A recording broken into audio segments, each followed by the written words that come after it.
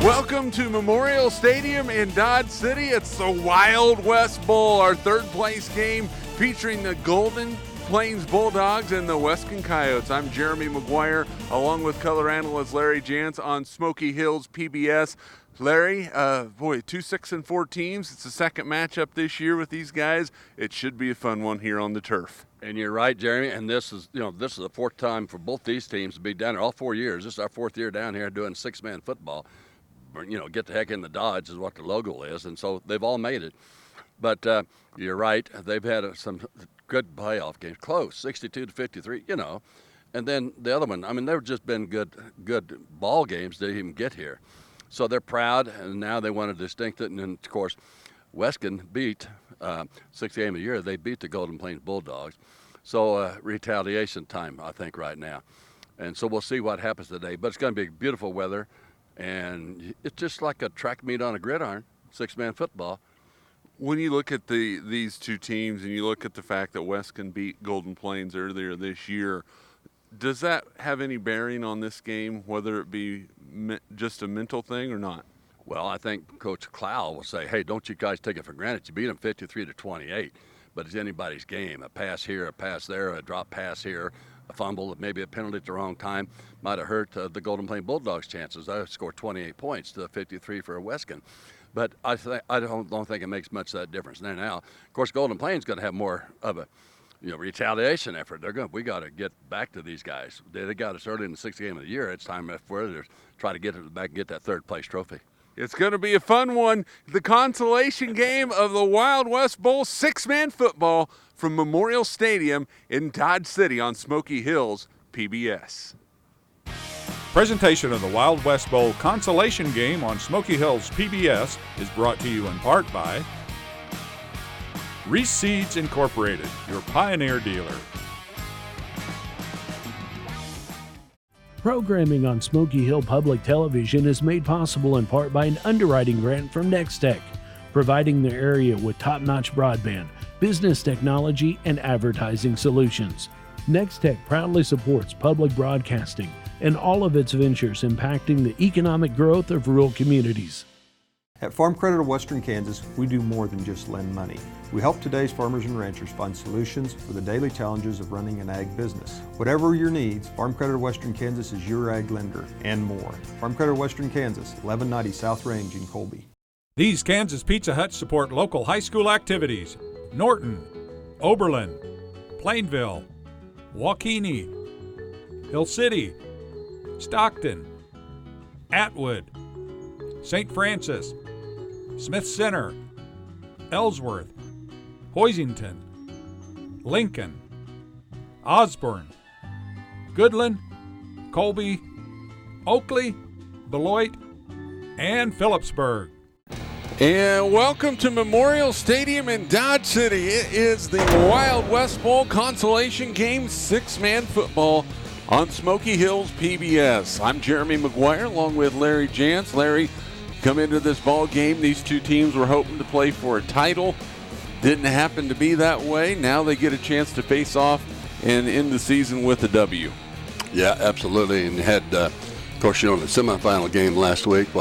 Cheyenne got the best of the Golden Plains Bulldogs, 52-36, and Moscow got the best of Weskan in a close one, 62-53. So we have the Weskan Coyotes versus the Golden Plains Bulldogs fighting for the third place today. And of course, for Weskan, they won the first time down here, then got third the next time, and then last year was the state champs, and now they're playing for third place. But it's also the fourth time that the Golden Plains Bulldogs been here. So either one of these teams, you look at it, they're no stranger to this. The field, coming in a big stadium with the turf field, it's not really an intimidating factor anymore. It's come out and play football. Yeah, because if they're seniors on their local teams, well, they've been here all 4 years, so they understand what the heck you're talking about there, Jeremy. Good point. Now they're out there getting a coin flip here today, find out who's going to get the ball. A little breezy today, but nice weather. For this time of year, we'll take it. Yes, we will. We'll take it. Well, you look at six-man football, and obviously very similar to eight-man and then, of course, 11-man. But there are some there are some differences, and six-man football brings a little bit different flavor to the field. Yes, if the viewing audience has never really been around or heard about some of the rules in six-man, remember, all six players can catch a pass, whether they're center, lineman, whatever. And if you're going to run across the line of scrimmage, it has to be touched by two guys in the backfield. It's supposed to be the halfback, maybe. It's called quarterback and halfback. They have to be 3 yards apart. And they have to be touched by two guys if they're going to run it across the line of scrimmage. And it's 15 yards for a first down, not 10. And if you kick a field goal, it's 4 points. And if you kick an extra point, it's worth 2 points, And if you run or pass an extra point, it's only worth 1 point. So it's unusual scoring, but it's like I've said many times, it's really a track meet on a gridiron. What's the key today for these two teams, for Weskan, for Golden Plains? Well, you get, first of all, better have ball control. And both of them is going to say that. Both coaches, Coach Smith for the Golden Plains Bulldogs as well as Brett Clow for the Weskan Coyotes. Because on offense, Golden Plains wants to have ball control, pay penalty-free, and control the game clock, which that means they're going to try to keep the sticks moving. Now, if you're talking about Weskan offensively, well, they want to get Jace Mackley, the quarterback, number 12, let him run the show. Let him do his magic. Let him have run-pass option. That's what they want to do. Catch the ball, no negative plays, and then hold our blocks up front. That's what he wants to do. We'll get the defense here in a little bit. How did the coin toss go here, Jeremy? Well, we're going to find out here in just a second. Oh, I'm sorry. I was listening to you, but we're going to have some football. Weskan is going to be in there with the yellow uniforms, yellow tops with the purple numerals and lettering trimmed in white. Golden Plains with the white tops, red lettering and numerals trimmed in black. And we're about ready for some six-man football here from Memorial Stadium in Dodge City. These two teams, no strangers to each other. They played already this year, and 53-28 victory for Weskan over Golden Plains. Do they use that as an advantage coming in today? Well, the big motivating factor for the Bulldogs, try to get back even. They're not very happy about losing on the short end of the stick, 53-28. So they're going to be fired up to try to get some revenge on that for sure. We might go on one thing on the defense, too. I might go over that here since I give you the offensive keys. The Golden Plains defense, for them to win this game today, they have to win the turnover battle and have cover assignments and also be strongly disciplined. Maybe that's where they failed earlier in the year. So he wants them. That's a game plan for him on defense for the Coach Clow and the Weskan Coyotes. Tackle. That's number one. Create turnovers, don't make them, and then get into a third and long, get the other team in the third and long so they have to make tough decisions and maybe have to punt the ball away. So there's your keys on the defense for both teams, and we're getting pretty close to setting this here ball game, find out who's going to be the consolation winner in six-man this year. Well, let's take a look at your starters before the kickoff. Offensively for Golden Plains, your center is Wade Rush, the junior. Your ends, Toby Corti, the junior, and Jaime Infante, a senior. Quarterback, Roberto Loya, the sophomore. The running backs, the junior, Rogelio Loya, and the running back is Harley Weiss, the senior. Defensively for Weskan, the nose guard is 66, Sammy Leadham, the 6'1", 210-pound senior.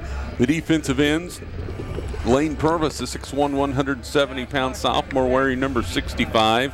Mac Purvis, a 6'4", 165-pound junior, wearing number 35 is the other defensive end. The linebacker, Jace Mackley, a 5'10", 165-pound senior. And then the cornerbacks are Tommy Garavelli, the 5'11", 160-pound senior. And the other cornerback is Dalton Mackley. He is a 5'8", 140-pound sophomore. So we're about set and ready to go. These young men, you'd think about this as a senior, Larry. Is this the last time you're most likely going to play football unless they're continuing on to play it at the next level? But, boy, this can be an emotional game for seniors if they're strapping on those shoulder pads and putting on that helmet one last time. Yeah, and of course, the Weskan College, they have two seniors. Of course, Sammy Leadham that you mentioned earlier, and of course, Jace Mackley. He's been a threat all ever since his freshman been quarterback. So that's one of the offensive keys for them today is they just want to have, let Jace Mackley do his magic, let him get on the field. He's not a Mahomes for the Kansas City quarterbacks, but he's close to it. And he's made everything happen for them. One thing about Weskan is they're an air it out type of ball club. They prefer to pass it as opposed to run the football, so it can provide some challenges for their opponents because not a lot of teams air it out like the Coyotes. No, and they average team offense. They scored. They have scored 519 points so far this year in their 10 games. So they average 51.9, almost 52 points a game, but they also give up 42, and so it's going to be a tight game from that standpoint. But you're right, they do love to run the ball and just let Jace do the thing because him and his younger brother Dalton, they make a lot of things happen. And you got the Purvis boys that book ends on offense and defense. They play in the ends. But in this game here, you can't never take a look don't look away from the center because he's pass eligible also. Yes. So Mackley will kick it off for Weskan. Rogelio Loya standing back at his own 15-yard line to receive the kick, and it's going to be an onside kick, and it is not going to go the required distance, and it's going to go backwards, and it's illegally touched at the 31-yard line, which is where Golden Plains will take over first down and 15 from the Weskan 31-yard line. So not exactly how Brett Clow saw that one working out. No, I think that the wind might have helped a little bit, but that ball started turning back to its left, and, of course, with artificial turf, it just kept on going the same way. So it might have made 7 yards down here, then it started going backwards, and basically nice field position for the Bulldogs. First down and 15. If you're just joining us, six-man, this is the first six-man football game you've ever seen, then it is first and 15, so you have to get an extra 5 yards. That's right. Center Wade Rush, 18 catches on the year, 328 yards, 6 scores. They're going to snap it back to Rogelio Loya, pitches it outside to Roberto Loya, and he is going to be cut down as he crosses the 30 down to about the 28-yard line, so a pickup of 4 on the play. It'll bring up second and 11. And again, we saw the rules in six-man. It has to be touched. If you're going to run the ball across the line of scrimmage, it has to be touched by 2 of the people in the backfield, 2 of your running backs or quarterback. Second down, 11 yards to go from the 28-yard line. Loya to take the snap. Direct handoff up the middle to Roberto Loya, and he's cut down as he crosses the 25 and gets down near the 23-yard line. Mackley in on the tackle. It's going to bring up third down. Yeah, that tackle there was by Dalton Mackley, a 5'8", 140-pound sophomore. He had 75 tackles this year and 2 interceptions, Jeremy, so brings up, what, third and long 5? Third down, a long 5, short 6, either way you want to shake it. There's a pitch outside. Rogelio Loya coming near side, gets a block, does a really nice job of getting where he needs to go, and is going to be cut down at the 21-yard line. Pickup of 2 on the play. It's going to bring up fourth down and 4. It was a great read there. They stretched the play out, kept it going wide, and stretched it out kind of horizontally there. And Mac Purvis, number 35, defensive end for the Coyotes, made the tackle. 6'4", 165-pound junior. Made 74 tackles this year and 1 interception for the Coyotes. So Roberto Loya with all the carries so far in this ball game for Golden Plains. We've yet to see Harley Weiss carry it. There's a pitch out. Loya cuts it up. He is going to be hit. He is going to be dropped, and he's short of the first down. A gain of 2 on the play, but they needed 4, and it is a turnover on downs. Weskan will take over first and 15. So their onside kick to start the game didn't come back to haunt them, did it, Jeremy? It didn't this time. So we'll see if we won't call it Air Coryell, and most everybody's not going to understand that. Air Clow. Yeah, Air Clowyell. Okay, yeah, that's a good one. He'd go along with that, wouldn't he? I think so. First and 15, they mark it at the 19-yard line. Dalton Mackley in motion. He'll go up the field. There's a pitch back to Jace. Cuts up. In some trouble. He's hit, and he is dropped. Harley Weiss in on the sack, back inside the 15. They will mark it at the 14-yard line, a loss of 5 on the play, 2nd down and 20. And that was a coverage sack in there because they had his younger brother. They had Dalton all covered up back there. Number 15, Roberto Loya, he had him smothered, and that was mainly the only pass option that he had. So took a loss. Now you got, 2nd and 20 about, let's call it. 2nd down and 20 yards to go for the Coyotes. Here in the 6-man consolation game. There's the pitch back. Mackley rolling to his left. He's going to be in trouble. On the move, hit. He is dropped near the goal line. Again, it's Weiss all the way back to the 2-yard line. That is a loss of 12 yards on the play, and the defenses from both sides have shown up here early in this one. Yeah, of course, that's one of the things, is try to hold your blocks.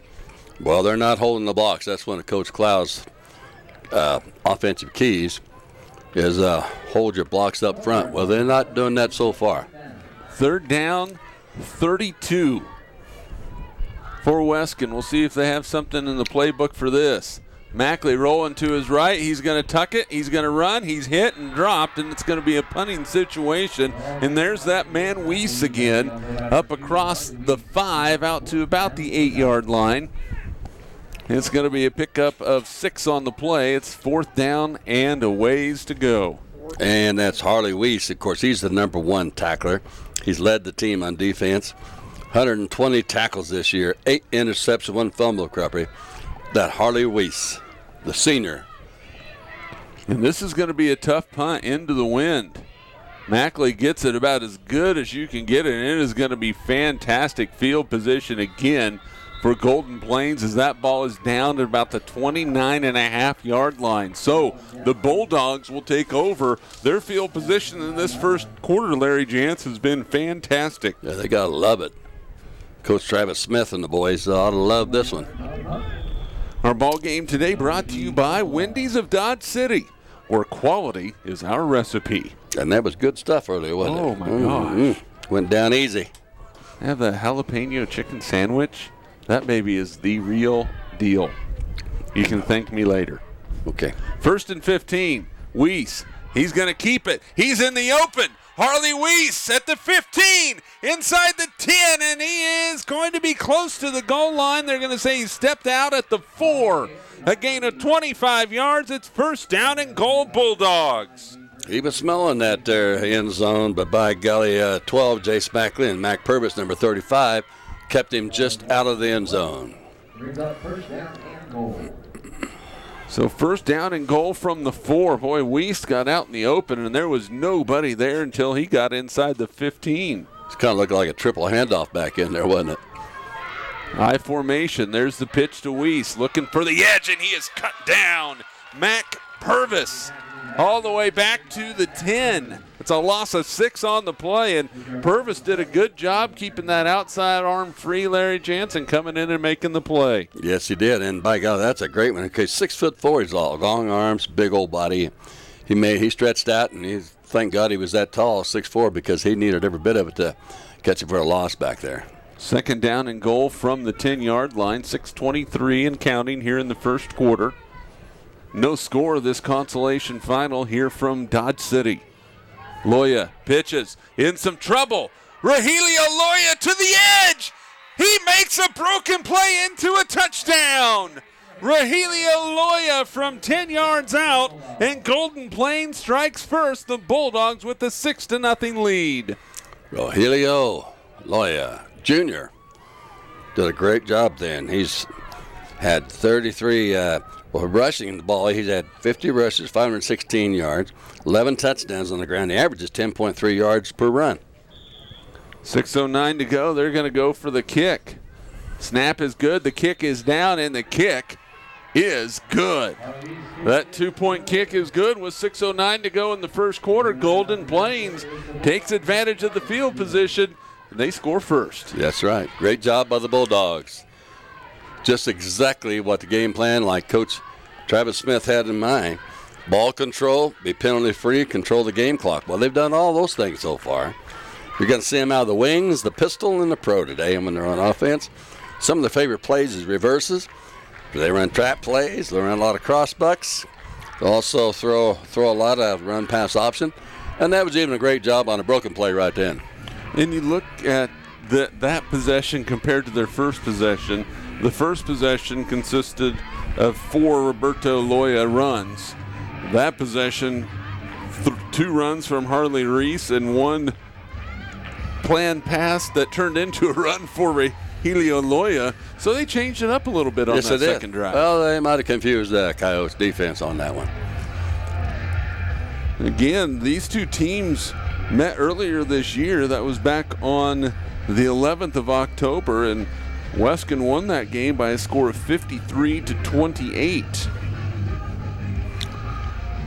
And we know it's a game of inches sometimes, so that's 6th game of the year. And a lot of things can happen since then. 10 games played by both teams, and both come in today's game, a 6-4 record, playing for the Consolation, a 6-man state game in the state of Kansas. We set to kick it off. And with a strong wind behind him, that ball will go into the end zone, and that will be a touchback as Jace Mackley didn't even move as that ball sailed well over his head and through the end zone. So it'll be 1st down and 15 from the 15-yard line. If you're Weskan, boy, Jace Mackley couldn't find anybody open in that first drive. He had 1 run that picked him up 6 yards. So they'll see if Weskan comes up with something a little bit different here on drive number 2. Well, we're going to see how creative Coach Brett Clow is on this second series. Trips to the left side this time for the Coyotes. Man in motion, Tommy Garavelli. They throw it out in the flat. Dalton Mackley with the catch, and he will not get around Harley Weiss. But a pickup of 5 on the play. It'll bring up 2nd down and 5. Or 2nd down and 10, excuse me. 5-yard gain on the play, 2nd down.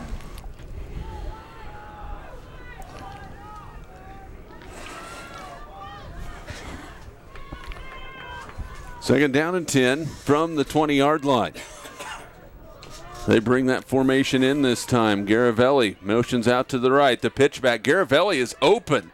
He is wide open, but they're not going to throw it. Mackley coming up the field, makes a man miss, makes another man miss, and he's going to have a 1st down out to the 35-yard line, a pickup of 15 yards for the Coyotes. And boy, that strong wind had to play a factor into that right there, Larry Jantz, because Garavelli was wide open. And that should have been a strong arm. And Jace got a strong arm, but I'm not sure he thought it'd get there. And there was guys within 20 yards from him. I mean, Tommy's wide open. But maybe the wind was slowed down enough for a defense guy to cover him, too. 1st and 15, nearing midfield. 8-0, Golden Plains on top. There's the pitch back. Mackley looking, still looking, makes one man miss. Rolls to his right. He's going to tuck it. He's going to be hit and brought down as he crosses into Golden Plains territory. And we have a flag on the play. We'll see what the call is. So hold everything. A gain of 9 on the play pending the flag. The officials talking about it. If they're talking about dinner, they just need to go up the road to Wendy's. They'll be fine. That's about right. It looks like this one's going to go against Golden Plains.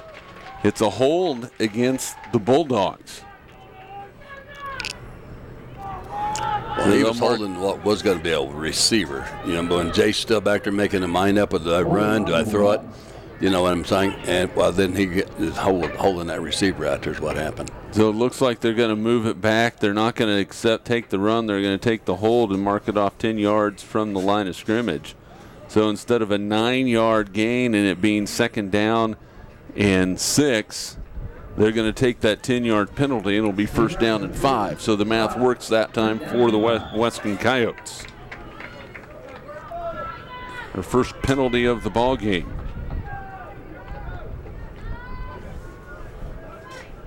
We'll see what Mr. Klaus sent in play this time. They got split receivers, a little slot in there. 1st down and 5. Mackley back to pass, throws it for Garavelli. He could not hold on to that one. On the coverage was Roberto Loya. It'll bring up 2nd down and 5. A little bit tall on that pass, but I bet you Garavelli would tell you that he should have had it. Yeah, I'm sure he would have. had 20 receptions this year for 349 yards, and he come in 7 touchdowns this year. Foreign exchange student from Italy. Yeah, that young man hadn't played football in his life. 50 tackles, some good receptions, and a shout out to Marco and Paula watching the ball game in Italy. That's a high snap. It's loose. The throw up the field, incomplete, intended for Purvis, and that one was ugly from the start. Yeah, the bad snap caused it all. Snap went clear over the Dalton Mackley's head, and then Jace got it, and what do we do now? So they had it first down and 5, and now it's 3rd and 5. 4:27 to go, first quarter. Golden Plains on top by a score of 8-0. Weskan with the football, 3rd and 5 at the Golden Plains 35-yard line. Garavelli set to tape the snap. Dalton Mackley in motion to the left. Garavelli, he'll pitch it back. Mackley, Jace rolling down the field, throws it up the field, has a man, it is incomplete. Off the hands of Dalton Mackley, just a little bit too far, and it's going to bring up 4th down. You never know what happened. The wind messed with the ball that much, but that was a good tight spiral, good throw. Just barely out of the reach of his younger brother, Dalton Mackley. So from 1st and 5 to 4th and 5. Yeah, you knew that was going to happen. They were going to go for it. Weskan is going to go for it. Head coach Brett Clow has ditched the shorts and the T-shirt and has the pants and the jacket on now. Thought he was tough. 4th and 5. And we're going to have a timeout. We'll keep it right here with 4:19 to go in the first quarter, and Golden Plains on top by a score of 8-0. Just a reminder, today's ball game is brought to you in part by Wendy's of Dodge City, where quality is our recipe. And also, the Smoky Hills PBS Passport is your starting point for watching live streams, viewing extra content, and finding out more about the programs you love. Watch what you want to watch when you want to watch it, from Nova to Nature, Antiques Roadshow to This Old House, traveling Kansas to Real Ag. Sign up for Passport today at SmokyHillsPBS.org. Do you think I could take you in for Antiques Roadshow? Yeah, I've got an antique right here. Yeah, I am antique, and beyond antique, I think. That's not very nice of me. That's all right, but it also is true. I'm older than I come out in the second shelf with dirt, I think, Jeremy. Well, 4th down and 5. If you're Weskan, you want to get at least 5 here. If you're Golden Plains, you want to shut them down. There's the pitch back. That ball, it hits Jace Mackley. Dalton picks it back up. They're looking out in the flat. Dalton makes a catch, makes one man miss, stumbles, and he's short. He needed 5. He got 3. Boy, they had it set up, Larry Jantz, but that cut by Dalton Mackley, and he lost his balance and came up a couple of yards short. I think that white line come up off the turf. That's what tripped him, Jeremy. Is that white line. Did you see that one right just there, and he tripped and fell forward for another yard? That's what happened. So Golden Plains up 8-0 with 4:09 to go in the first quarter. They take over at their own 32-yard line. Consolation game of the Wild West Bowl from Memorial Stadium in Dodge City on Smoky Hills PBS. Rahilio Loya gets it to Weiss. He has some running room. He's gonna be gone. Harley Weiss, touchdown. Golden Plains from 48 yards out, and the Bulldogs have a 2-score lead. Boy, they couldn't find the tag number in that truck there, but Harley Weiss, we saw it as jersey number 2. That's who it was. Jersey number 2. And Harley Weiss, she's had running the ball, had 127 carries for 1,455 yards coming into this ball game, and 25 touchdowns on the ground. Make it 26 now. And Weiss going to go for the 2-point conversion kick. The snap is back, the kick is up, and the kick is blocked. Well, Dalton Mackley came like a freight train off the edge, untouched, and got the extra point block, and the score remains 14-0. But Larry Jantz, if you're Weskan, you might be a little concerned right now as they fall down by 2 scores. Well, we're six-man football. There's a lot of time left, so he is concerned, I bet you, but he's got confidence in his squad, and you'd have to have if early in the year, sixth game of the year, you won over the same team, 53-28. But a lot of things changed in them. Maybe they grew up more, they matured more, are more confident in their plays, and there might be a couple wrinkles in the day. I think they're looking for the Loya boys to run the ball more than they are Weiss. But he's having some fake handoffs, like some reads, and then off he goes. A little RPO type action. Yes, sirree. And you look at Weskan, we talked about it before the game started. Their game's predicated on the pass. And when you're going into a stiff breeze out of the south, it might affect how they call their plays in this first quarter. We'll see if that changes in the second quarter for the Coyotes as they get set to receive this kickoff from Weiss. And it is deep, and it is into the end zone, and it is a touchback. So it will be Weskan first down and 15 at their own 15-yard line. The field position has been heavily in favor of Golden Plains as well, and you really have to give credit to that Bulldog defense because Weskan a powerful offense, and they just have not been able to get anything going, averaging 51.9 points per game. Mm-hmm. You're absolutely correct. And, as far as the Golden Plains, they only scored 477 points the whole year. So they averaged 47. That's not too far behind them. But they gave up 31 points a game. Weskan's giving up 42 points a game. So both of them pretty close. Let's see what happens. First and 15. Jace Mackley to throw it. Sets up, throws a little screen to Purvis on the near side. He swings around. He's going to be hit, and he is going to be dropped. Lane Purvis on the receiving end. He's going to pick up a couple of yards on the play. Had 14 catches this year for 112 yards and a score. Yeah, that's not bad for a 6'1", 170-pound sophomore. His brother's a little bit taller, 6'4". They're the bookends. They're the ends on offense and they're ends on defense for the Coyotes of Weskan. Strid Loudon will snap the ball back. The 175-pound freshman. Man in motion, Dalton Mackley. High snap, Garavelli handles. Jace Mackley setting up, looking for somewhere to go with the football, and then he throws it in the dirt. A wise play that time by Mackley. Just threw it at the feet of Garavelli, and it's incomplete. It'll bring up third down. Yeah, third and long 14, though, in this case, but he just threw it down there at Tommy's feet.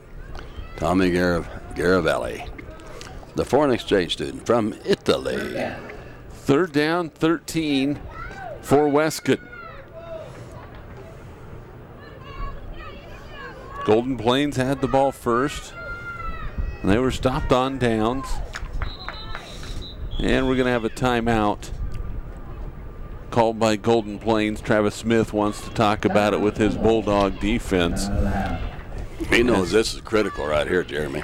This big, if they can get a stop here and get the ball with as much time left on this first quarter clock and the wind to your back, that can make a huge difference. Well, he knows he wants to, of course, his keys to defense is win the turnover battle. Make sure you cover your assignments and do them well. Be disciplined. And now you got third and 14, and with leading by 2 scores right now, if he can hold them down here and make them go fourth and long, he's got a good chance yet against, and Weskan's are going against the wind in this first quarter. Why, timeout, let's see if we can't stuff him. Golden Plains back out 6-4 on the year. Weskan 6-4 on the season as well. The Coyotes, not a lot of numbers, have 9 kids suited up to play today. Injuries have hurt them. And you can hear that wind just blasting through here in Dodge City. I wonder if it's coming from Cimarron. I think so. Third down. Back to pass, Mackley throws it out in the flat. Garavelli makes a catch. Makes one man miss down the sideline. Still on his feet into Golden Plains territory at the 30-yard line. 32 yards and a first down for the Coyotes. On third and 14, Tommy Garavelli comes through. The 5'11", 160-pound senior. Really, foreign exchange student from Italy, making Paula and Marco happy over there. as well as all the Coyote fans from Weskan. Second first down of the ball game for the Coyotes, trailing 14-0. Mackley to throw it. Throws it up the field. Purvis is out there. He's got it inside the 10. He is down just shy of the goal line. And I mean just shy. He's down at about the 6-inch line. What a catch by Purvis. That's a gain of 29. And they went against Giovanni Infante, a sophomore. He made 52 tackles this year and 4 fumble recoveries, but there's a handoff. Jace Mackley, he's cut down back at the 6. So that's a loss of 5 on the play. That's a great tackle, great rush there by Wade Rush, the 44, number jersey 44 for the Bulldogs. He's had 84 tackles this year. Nothing hardly more important than that one right then. Second down, goal from the 6. Dalton Mackley in motion, high snap, back to pass, looking. Jace has all day to throw it, throws it over the middle, and that pass is incomplete. And Harley Weiss made Dalton Mackley pay for coming across the middle that time. It's going to bring up 3rd and goal. Some of his ends quit running their pass routes. They didn't have a whole lot of room, of course, but they just went to the goal line and kind of smothered. The Bulldogs had them smothered up on defense there, Jeremy. So 3rd down and goal from the 6. They were tackled just outside the goal line, and then a loss on the first play, and an incomplete pass brings up 3rd down. Garavelli on a sweep to the far side. He has the angle. He is in for the score. What a thrill for that young man. Tommy Garavelli from 6 yards out, and Weskan is on the scoreboard with 1:59 to go in the first quarter. They trail 14-6. And what a thrill for that young man. I mean, first year playing football from Italy, foreign exchange student, and you score a touchdown. The first touchdown for his Coyote teammates. And the conversion kick is coming up by Mackley. No, they're going to throw it. Throws it out in the flat, and the catch is made.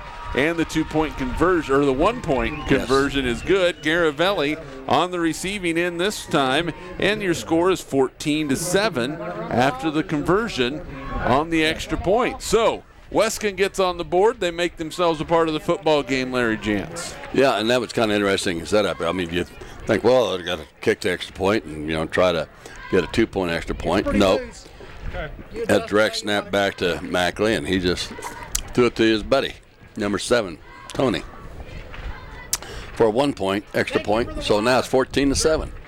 So 1:59 to go here in the first quarter. And one thing with 6-man football, points can happen, and they can happen quick. And right there, Weskan takes it all the way down the field. That would be a 65-yard drive. And so Golden Plains will get the kick. Now you wonder, is Weskan going to go with an onside kick again, because of such a strong wind here in Dodge City this afternoon? That's a good question. And the answer is going to be soon. But I'll tell you what, he better just do a pooch kick and get it over that front line up there. Okay, what are we doing on 3? Well, we will see here pretty soon as they get ready to line it up. So far offensively, Golden Plains has been rushing the football. They have 90 yards on the ground unofficially, have yet to attempt to pass. Weskan, on the other hand, with 71 yards through the air and -1 on the ground. And there's a little short poocher. It's going to be covered up by Weiss at the 23-yard line, where Golden Plains will start first down and 15. And you're talking about that, Jeremy, about their ratio. Golden Plains has run all year long 2/3 of their offense over rushing yards at 2,609. They've passed the ball for 1,173, so just under 3,800 total yards. So 2/3 of the time they run the ball, 1/3 they pass.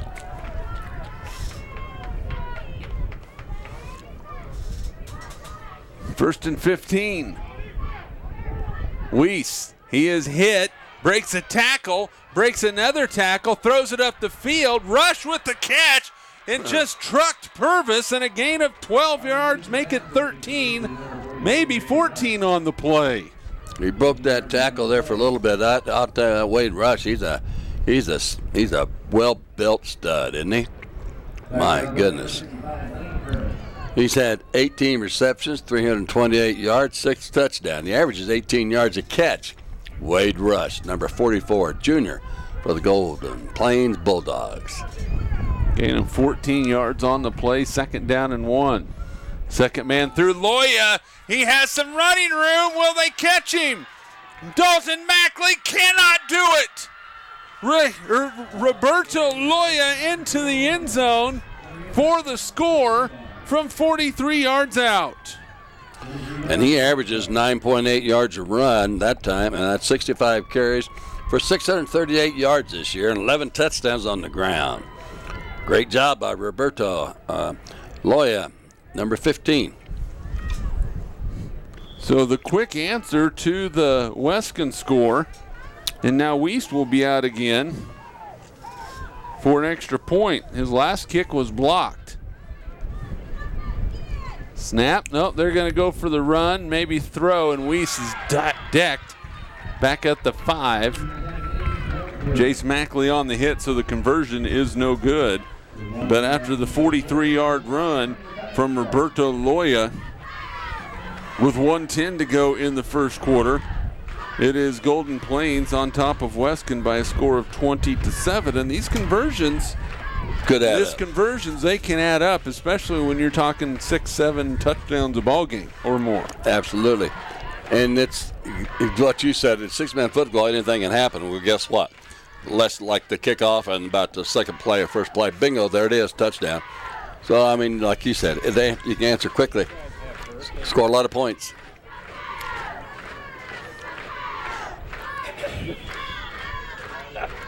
This reminder, you can donate to Smoky Hills PBS. Your support ensures that we can continue to provide you with high caliber of quality, educational, and entertaining programming. Please donate today at SmokyHillsPBS.org.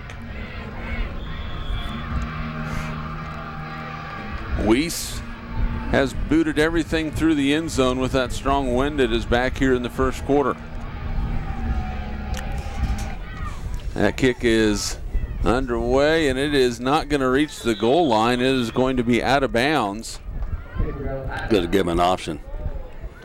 I would imagine they'll take it with the added yardage instead of a re-kick, because chances of that re-kick going through the back of the end zone pretty good. Yeah, the first 2 times at least he kicked it way out of the end zone easily, didn't he? So that ball will be spotted at the 25-yard line. So first down and 15 for Weskan, and they'll see if they can answer the Golden Plains score. It could happen very quickly in this type of game. 6-man format is exactly a track meet on a gridiron. There's the pitch. Mackley looking to throw. He's in trouble and plays it off to his brother Dalton, incomplete. And that play was troubled from the start. Yeah, it didn't look good. Timing of the action wasn't quite what Coach Clough had drawn up, I don't think. What he drew up, I don't think. Second down, 15 from the 25-yard line. 1:04 to go here in the first quarter. 20-7 in favor of Golden Plains. Yeah, the Coyotes are down by 2 scores, but like you said, anything can happen quickly. Second down, 15. Man in motion, Garavelli. They're looking to him. He's guarded pretty closely. Jace Mackley is going to run with it. Makes a man miss. Now it's a foot race. Mackley down the sideline. They are not going to get him. Jace Mackley, touchdown.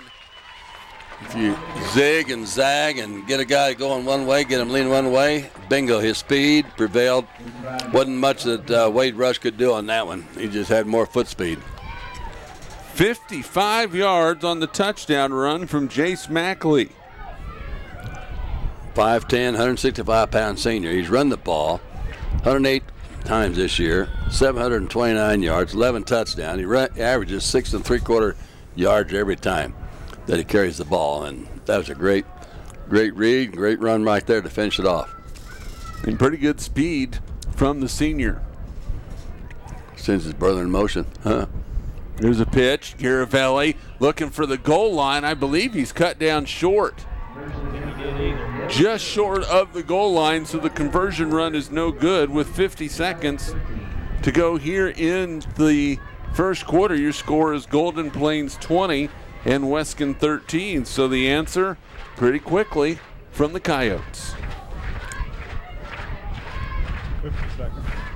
Today's ball game brought to you in part by Wendy's of Dodge City, where quality is our recipe.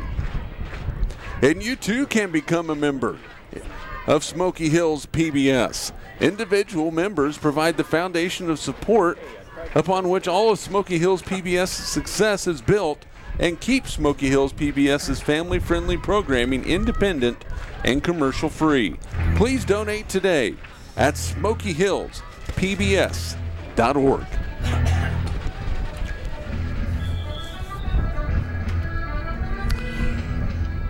Well, defense was a factor early, Larry Jantz, but it has been all offense since about midway through this quarter. Yeah, and right there on that extra point plate, you said it's down just before the ball hit across the line. He's limping a little bit now, Tommy is. So he got, I think he got his knee down right about the 1 yard line, a half-yard line, right before the ball crossed over the deal. So he's not in the game right now. He's on the sideline here. I got a feeling he's going to be back in there.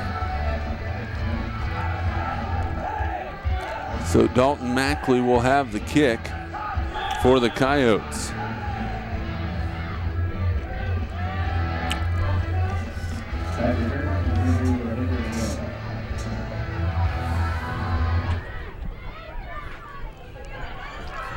There's a short kick taken by the Bulldogs and a nice return. That time by Austin Patman, the sophomore. Or the senior, excuse me. Yeah. So it'll be first down and 15 from the 37-yard line for the Bulldogs with 45.6 seconds to go in the first quarter. That was a great job there by just to get what he got out. He stretched out there. Austin Patman, the senior, jersey number 8 for the Golden Plains Bulldogs. And they got split ends. They're in a famous wings set with an I formation. There's a pass out in the flat. Catch is made by Loya, but he is cut down pretty quick. And he's going to gain 3 yards on the play. It'll bring up second down and 12. Yeah, Dalton Mackley just waiting for him to catch it. He was sitting out there. The 5'8", 540-pound sophomore from the Weskan Coyotes had 75 tackles this year and 2 interceptions. And he smelled that one out for a short gain. Call it second and maybe 13. See if Harley Weiss is involved in this play. He is. He's going to get it. A little counter play to the outside. He's hit and brought down. Dalton Mackley on the tackle.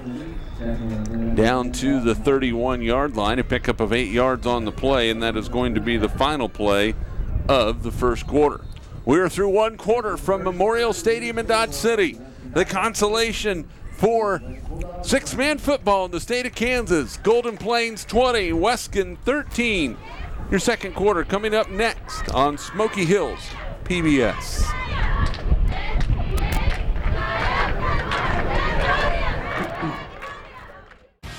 Presentation of the Wild West Bowl Consolation Game on Smoky Hills PBS is brought to you in part by Reese Seeds Incorporated, your Pioneer dealer.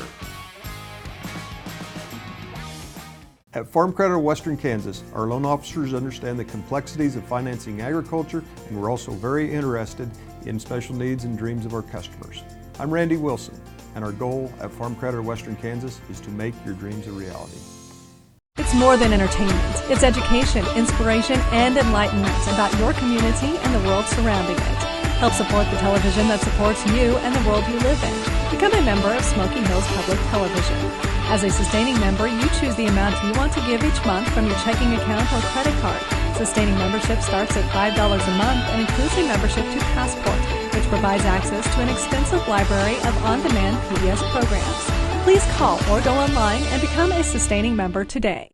Programming on Smoky Hill Public Television is made possible in part by an underwriting grant from Nextech, providing the area with top-notch broadband, business technology, and advertising solutions. Nextech proudly supports public broadcasting and all of its ventures impacting the economic growth of rural communities. Welcome back to Memorial Stadium. Third down for Golden Plains. The pitch back and then the pitch forward by Weiss.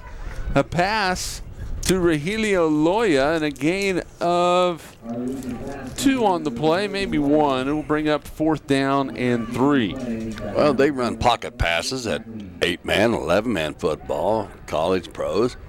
There's just a little pocket pass coming back in there by Travis Smith. Trying to see if that would work against the Coyotes. And the Bulldogs got a 4th down now and only about 2 yards to go. Long 2. It's Weiss straight up the middle. He's not only going to get the 2, he's going to get the rest of them to the end zone. Touchdown from 30 yards out, and Golden Plains is on the board again. A 30-yard touchdown run from Harley Weiss. No wonder he had over 1,400 yards rushing this year. 127 carries to get it done. 25 touchdowns, and he's had at least twice in the end zone today. Maybe, no, that's it. Called it 3 times, huh? Almost. That is his tough runner. score. Second score today. Wow. Average 11.4 yards for every time you run the ball this year. And you saw why. And they are going to either run it or pass it. Weiss to throw it. He's the second man. He's in trouble. He's tracked down back at the 15. And we have a flag on the play over here on the near side, so hold everything. It's a legal shift on Golden Plains, and Weskan will decline that penalty, and it will be a kickoff for Golden Plains. But the Bulldogs on the board again, 26-13 is the score, Larry Jansen. They just keep on going down the field. Yeah, they can't stop us. So far they haven't, the Coyotes. Well, Golden Plains has not shown that they wanted to pass the ball much, so I would be very surprised if Weskan doesn't come up with we're going to spy on Weiss and we're going to spy on one of the Loyas, probably Roberto, and then if somebody else beats us, so be it. And they have just about the opposite in so far this year. Weskan has had 72 touchdowns. 25 of them is rushing it. 47 touchdowns by Weskan have come in the air. And they go almost 2,809 yards by passing the ball this year. And that's 2/3 of their offense, Jeremy. It's only 1/3 running at 1,600 yards. So they've actually total offense is 4,415 yards coming into the day. But let you know their ratio. They'd love to pass it 2/3 of the time. So now they got the winner to back. So what do you think's going to happen? They're going to air it out. Yeah. Here's a short kick. It's going to be picked up by Purvis. He goes to a knee at the 33-yard line. 1st down and 15 for Weskan. So Purvis, smart there. He's like, I'm not going to try and be a hero right here. Let's get the offense out on the field. Yeah, just cover the ball. Don't have any turnovers here.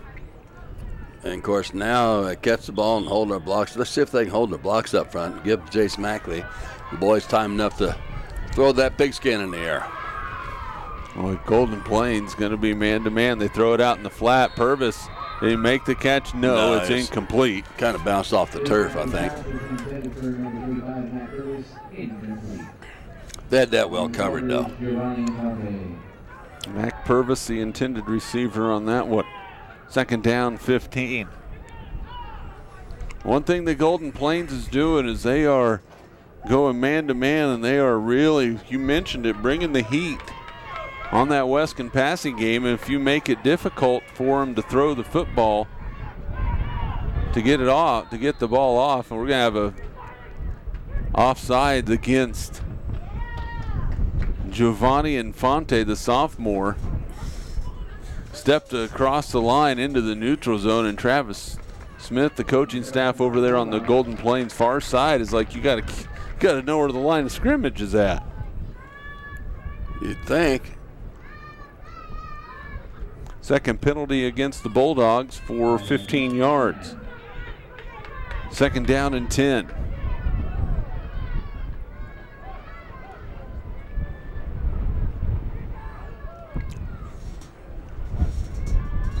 And they're going to give those 5 yards right back. Yes, they are. The receivers had one snap count, and the rest of the team had the other snap count. The receiver far side Purvis, near side Mackley, both took off. What gets me is that you used to 8-man, 11-man football a lot, and he's got all these guys up, standing straight up on defense, just so they can read the plays. They weren't down on a 3-point or 4-point stance like maybe years ago, as a lot of people were taught. Second and 15. Mackley to throw it out in the flat. Hits his brother Dalton. Breaks one tackle, breaks another. He's down the sideline. And he is going to be out of bounds inside the 10. They will mark him out at the 5-yard line. 42 yards on the play, and it's first down and goal. And that's how quick things can happen when you pass that ball and you get somebody out in space and you only got 6 players on the field. So if you can, zig and zag and maybe one guy miss, you might be gone. And Dalton has plenty of speed to outrun most players. First down and goal. They're looking to throw again. Jace Mackley in some trouble. Makes one man miss, still on his feet, and he throws it incomplete. Rogelio Loya was hanging on for dear life, but he just could not bring Mackley down. He was just standing there. Yeah. And just threw it into the dirt in front of Garavelli, and there we go, second down and goal from the 5. Rogelio, he had 122 tackles. That's a bunch. 102 tackles this year and 2 fumble recoveries. The junior for the Bulldogs, number 23. Did a great job then. Jace Mackley to throw it. He's rolling to his right. He's in some trouble, throws it up the field, incomplete, and it's third down and goal. Looking for Dalton Mackley. And with the game plan that Golden Plains has, pretty good, because they are putting some pressure on the quarterback, but at the same time, they're covering that outlet receiver as well. And the guy that Dalton was trying to block, he was on his outside shoulder, and if his brother Jace would have went back to the left a little bit, he would have helped him out and kept that rush from getting him under. But that's what forced him to throw that incomplete pass. Third and goal. Jace Mackley to throw. Under a little bit of pressure. Throws it out in the flat. He has Dalton. He has the goal line, and he has a touchdown.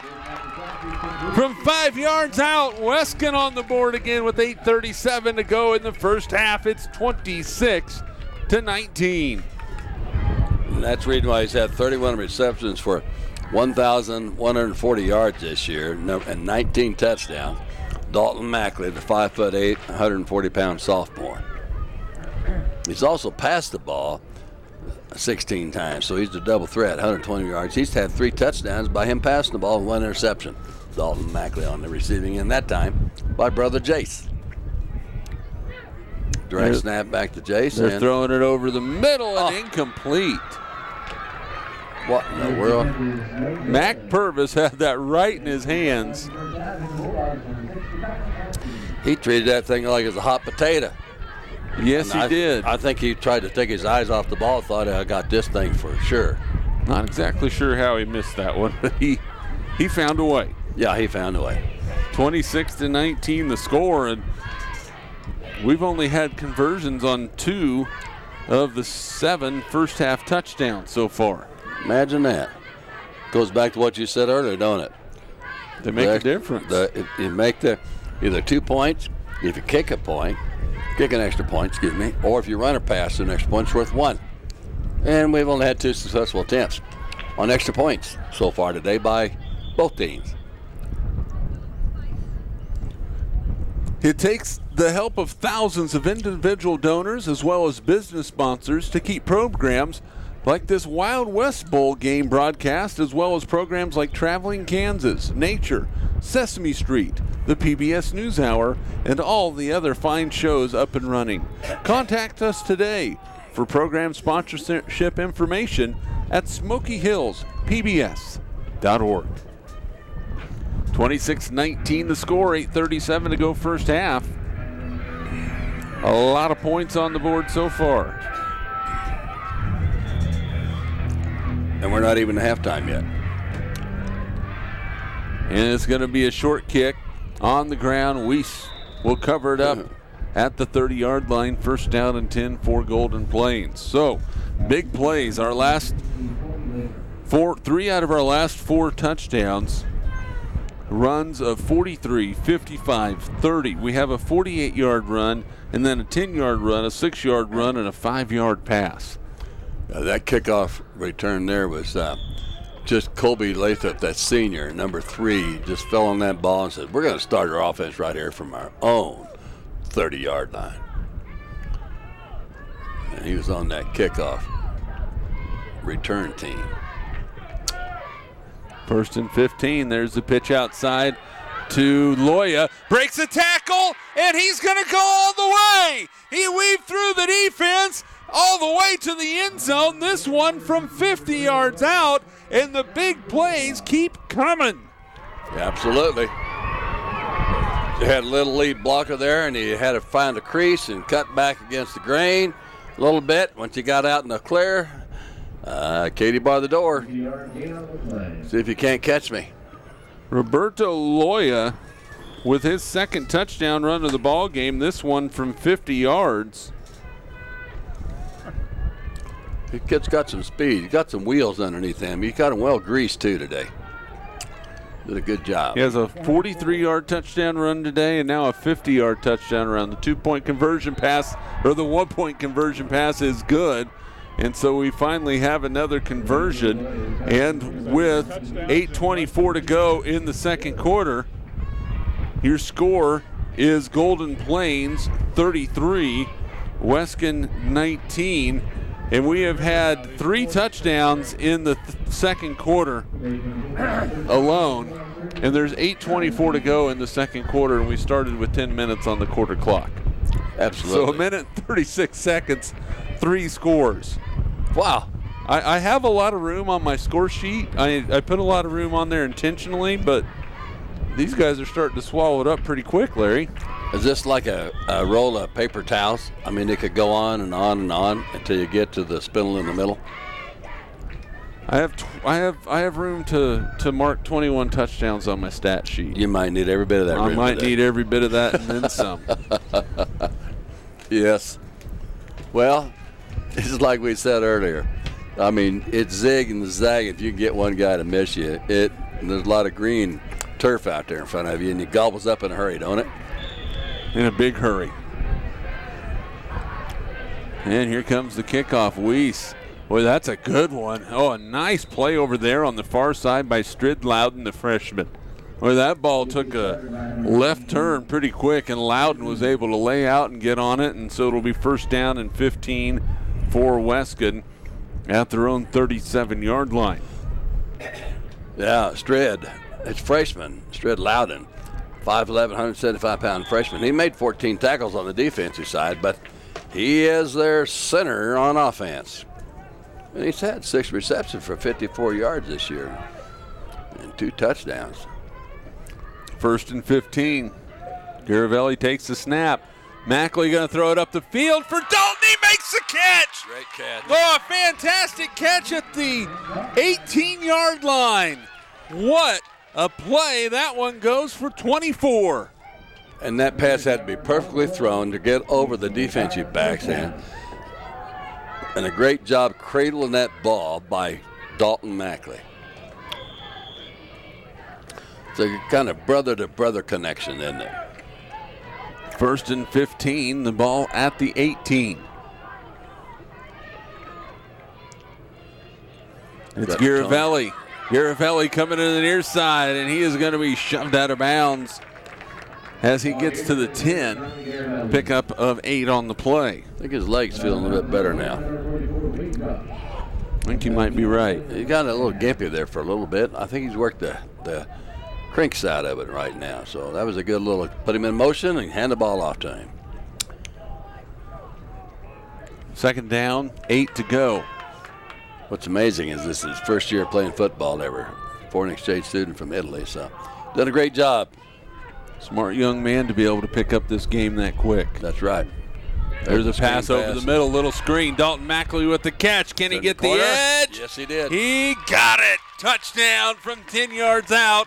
And this ball game is sounded like if you're going to the casino out west. It's like ding, ding, ding, ding, ding, ding. The scoring has happened on a regular basis. That one from 10 yards out. Yes, sir. That in the Boot Hill Casino here in Dodge City, huh? Cowboy capital of the world. Get the heck in the Dodge. Well, we're here. And let's see. They're going to pass for the conversion. And Jace Mackley has to throw it. He can't run it. Throws it out in the flat, and it is caught. The conversion is good. Is that Purvis? That was Strouden. Loudon. Strid Loudon on the catch. Yeah, it is. Our 5'11", 175-pound freshman caught that extra point. And he's had 6 receptions this year, 54 yards, and a couple touchdowns, but that's big just to score extra points in this game. Second touchdown pass of the ball game for Jace Mackley with 7:46 to go in the first half. Our score is Golden Plains 33, Weskan 26. And the defensive stops we were seeing in the first quarter are a thing of the past because these offenses have figured it out. Yes, they have. And of course, for Weskan, of course, you know, their offensive keys is let Jace Mackley do his thing, run the magic show. Touchdown in 2 minutes and 14 seconds. Yeah. And if you're doing the math, 4 touchdowns in 2 minutes and 14 seconds. Is that right? That's awesome. So you figure, what is that? Every 30-some seconds? 134 seconds divided by 4. Well, it's every 30-some seconds, a little over half a minute, and they're scoring touchdowns. You might need more paper to run all these, keep track of these touchdowns today, Jeremy. Could very well be. I got extra. Every 33 and a half seconds, they're scoring a touchdown in the second quarter. Well, I told you everything just a little over a half a minute. You had to be exact. 33.4. 33.5. Oh, I'm sorry. Well, here we go. Now the wind's kicking putting that ball, kicking it off the tee twice already. I mean, you know. Well, I ought to see the way it's blowing up here. Look at there. Yeah.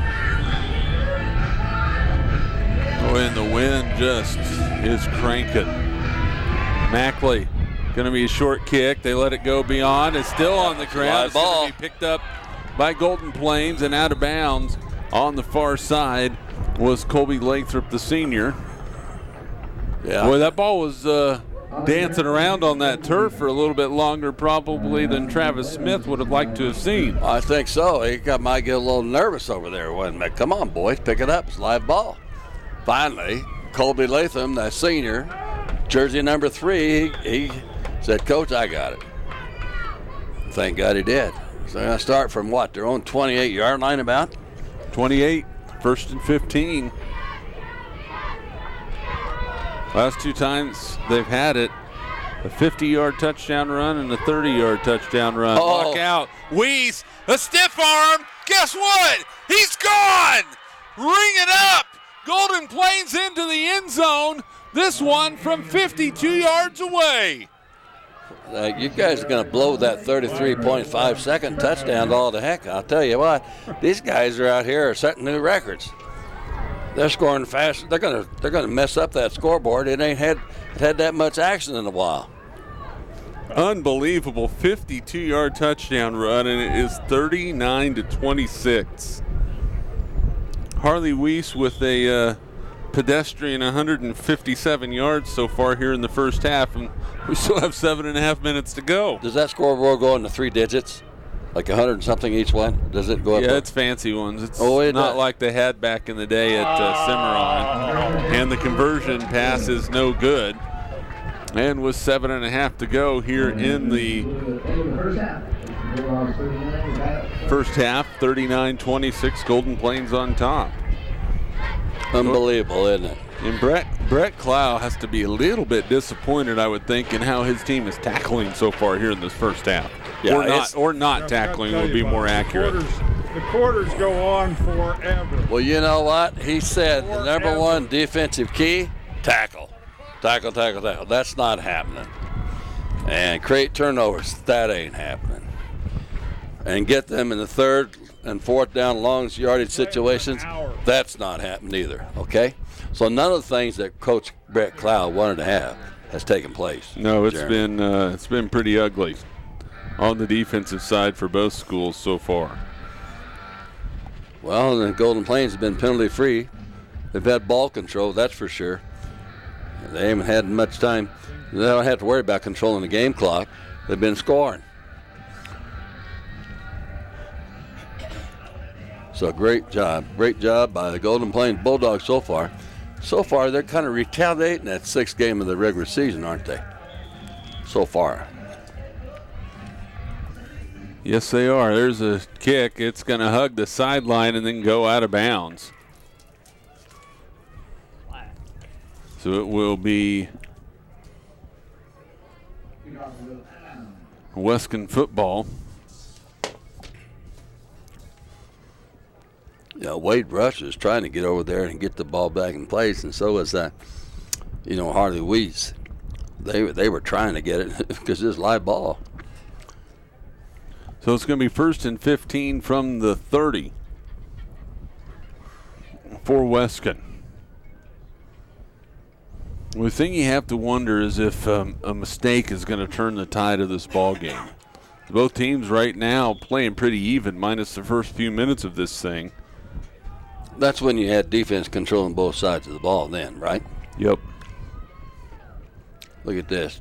Trips to the left. 1st and 15. Garavelli in motion.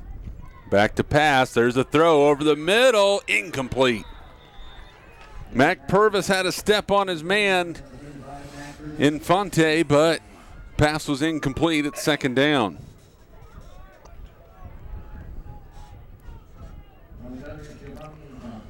Kind of reminds you, you go back, of course, this is 2/3 of the time Weskan wants to pass the ball, but remember old Roger Barton, the old strong old days of Smith Center football. I remember it a little bit. Yeah, but I still remember his quote said about when you pass the ball, three things can happen, and two of them are negative. bad. Yeah. Well, incomplete, which stopped the clock, and an interception. Yeah, that's right. Second down, 15. It doesn't bother Coach Brett Clow, does it? Mackley to throw, has his brother Dalton on the receiving end, but right there great tackle was Roberto Loya after a pickup of 4 yards on the play. And Roberto Loya, a sophomore, he had 54 tackles this year and 3 fumble recoveries. Cornerback for the Golden Plains Bulldogs. Did a great job there. He was all over Dalton Mackley. 3rd down and 11.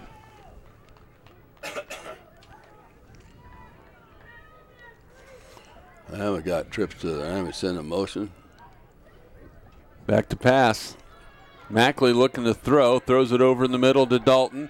Looking to make a man miss, but he doesn't make anybody miss. A nice open field tackle by Golden Plains, and that's going to be a pickup of about 4 on the play. We'll call it 4th down and 7. He had Tommy Garavelli wide open over here on the left if he would went to a second or third read. Now he's got Dalton clear out here, splaying to the left. 4th and 7. They're trying to draw somebody off sides. It's not working. Timeout. Timeout by Weskan. We'll keep it right here. Today's game brought to you in part by Wendy's of Dodge City. Quality is our recipe. And as a station, we could not function without the generous support of our volunteers.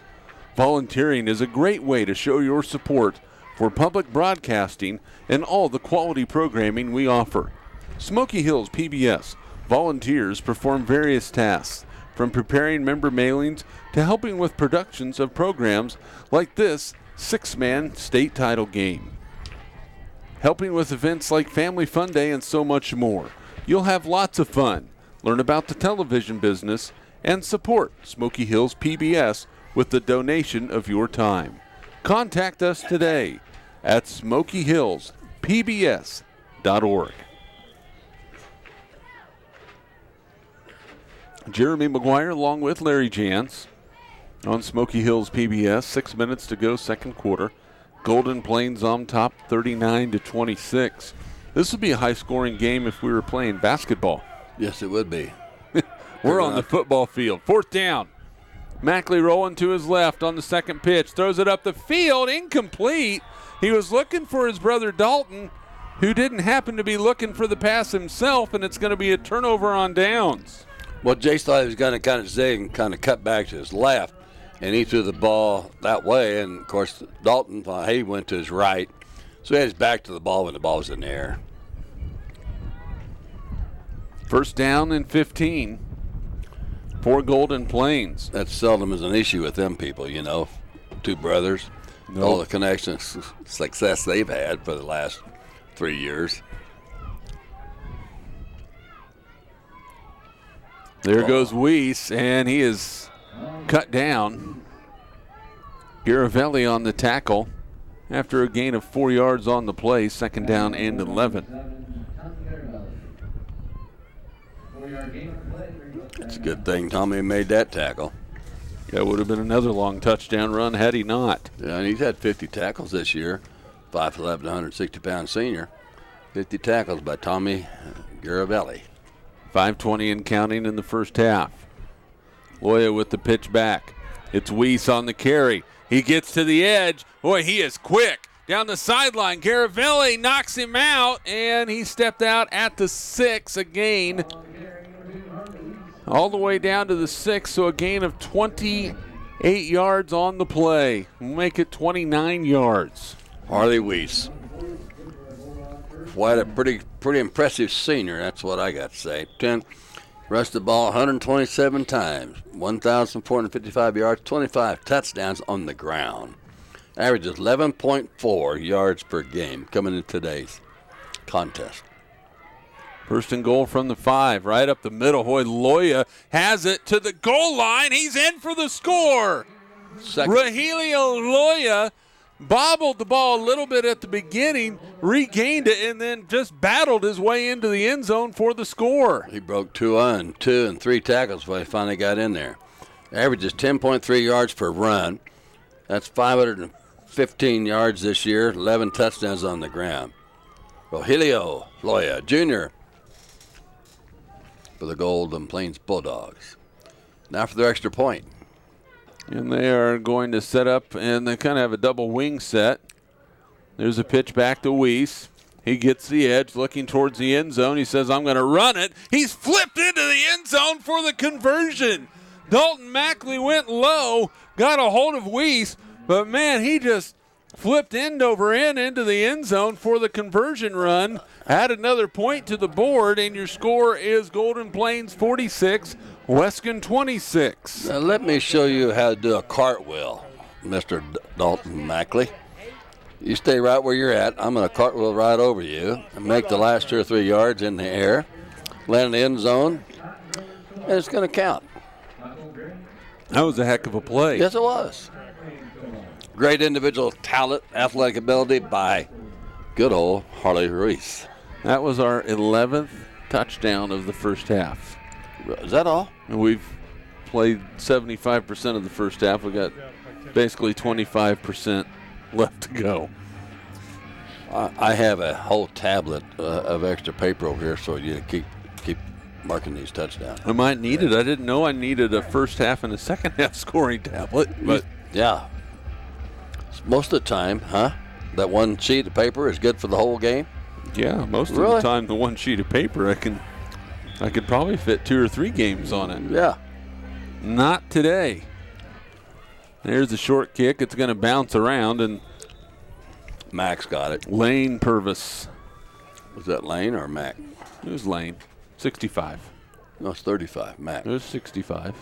Max was standing there. He was watching. Do you think? I'm positive. Oh. Well, the Purvis boys made it. Yes, it was a Purvis.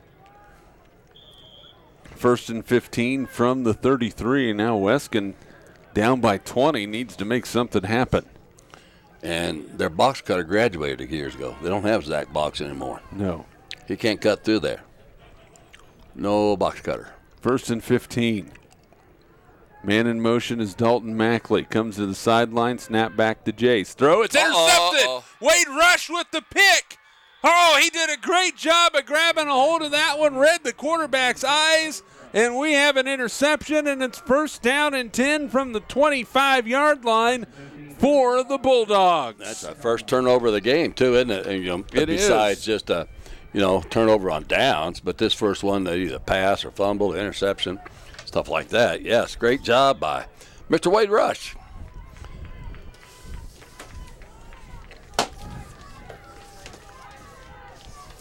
First interception of the season for Wade Rush. 1st down and 15 for Golden Plains. There's the pitch back to Loya. Looks for a gap, finds it, and is brought down from behind after a pickup of 4 yards on the play.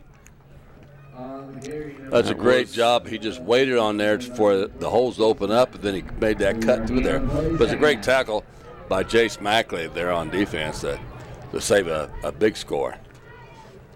4:33 and counting. 2nd down and 11. The ball on the 21-yard line. Golden Plains scored the first 14 points of the ball game. It's been back and forth since then, but Golden Plains have scored the last 2 touchdowns, and they're looking for another one. Weiss up the middle. He's hit and drop. Jace Mackley on the tackle. Inside the 20, down near the 18. We'll call it a pickup of 3. It's 3rd down.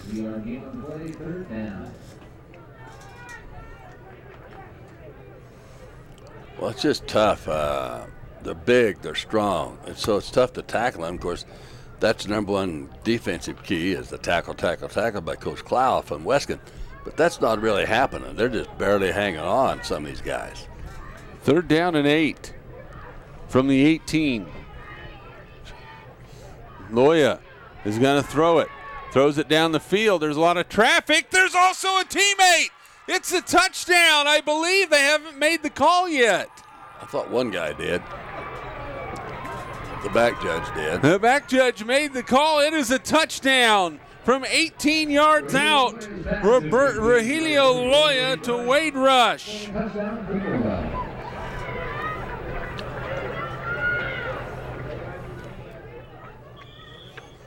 And Golden Plains has scored 3 straight touchdowns. And now they're going to kick the extra point, and they aren't going to get anything as that ball is bobbled. And with 3:27 to go here in the first half, Golden Plains is taking control of this ball game. They lead 52-26. Well, Wade Rush did a great job. He had 18 receptions, this year. And he's a center on the football team, but he's had 18 receptions for 328 yards. And sometimes you misplay him in 6 touchdowns. Well, he's caught one nice touchdown right then. Well, Weskan needs an answer, and they need it quick. I mean, there's still plenty of time, but they don't want to see this deficit get any bigger than what it is right now. We've mentioned many times that it does not take long to light up the scoreboard, but that can go for both teams.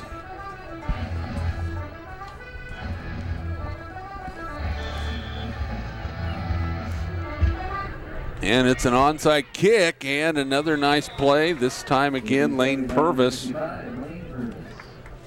with 3:24 to go here in the first half. And now Weskan is going to see what they can make happen.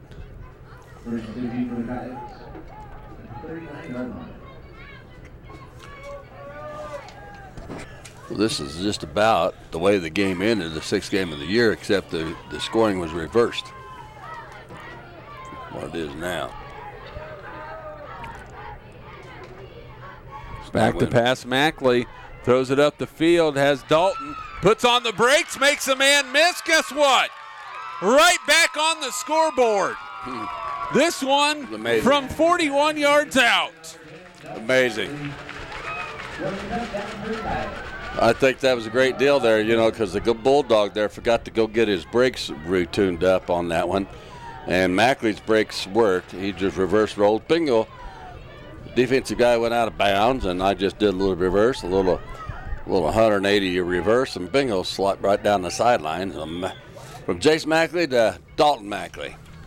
Another 6 points on the scoreboard. They're showing a kick. We'll see if they actually kick it.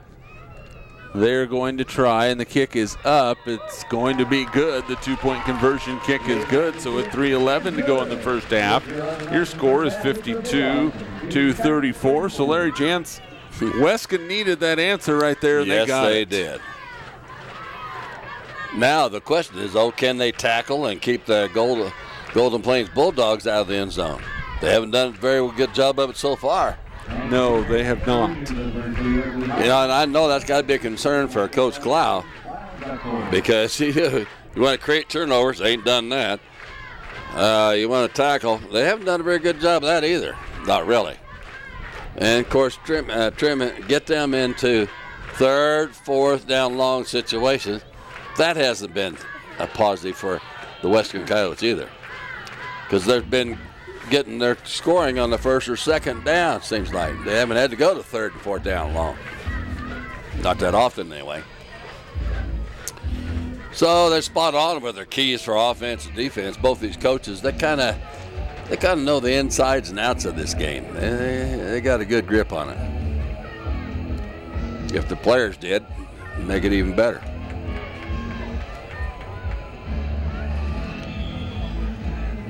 Here comes the kickoff from Jace Mackley. There's going to be an angle kick, like an onside kick. You can see how he's on it. He's coming, addressing the ball from an angle.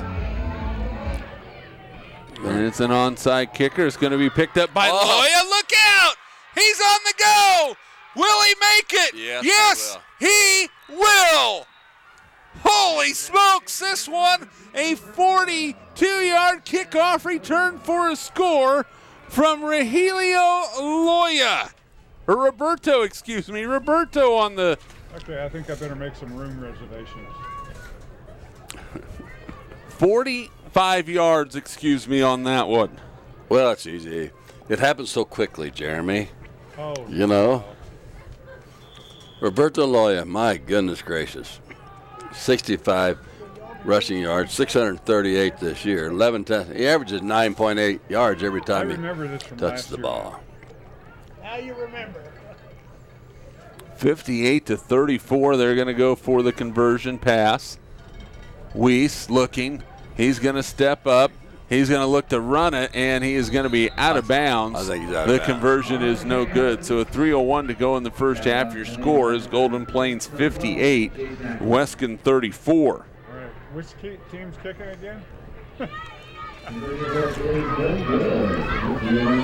I'm extending my scoring sheet as far as I can manually because I think I'm going to need it. Unbelievable amount of points being put on the board here in this first half. It is absolutely a quick, fast track meet on a gridiron today. And they say grass don't grow on a busy street. Well, guess what? That grass out there ain't growing either. No. These boys are keeping it mowed down pretty good, ain't they? Well, and that's synthetic grass, so it ain't going to grow anyway. You don't water it very well? Well, I mean, you can water it all you want. Oh, yeah. Fact is, Southwest Kansas always needs it here in Dodge. Yeah, I don't think there's ever a day where you're wishing you didn't have rain in Dodge City. I remember on the farm when I was growing up as a kid, Dad said, if you don't like rain in your Western Kansas, there's something wrong with you. Kickoff coming for Golden Plains. This one's going to go deep. Mackley takes it at the 9. Jace coming up the near side. Looking for a block. He's going to be forced out of bounds over there on the far side. Ethan Shea in on the tackle. It will bring up first down and 15 for Weskan. What, we got a penalty flag? We do. Block in the back against Weskan. Be their second penalty.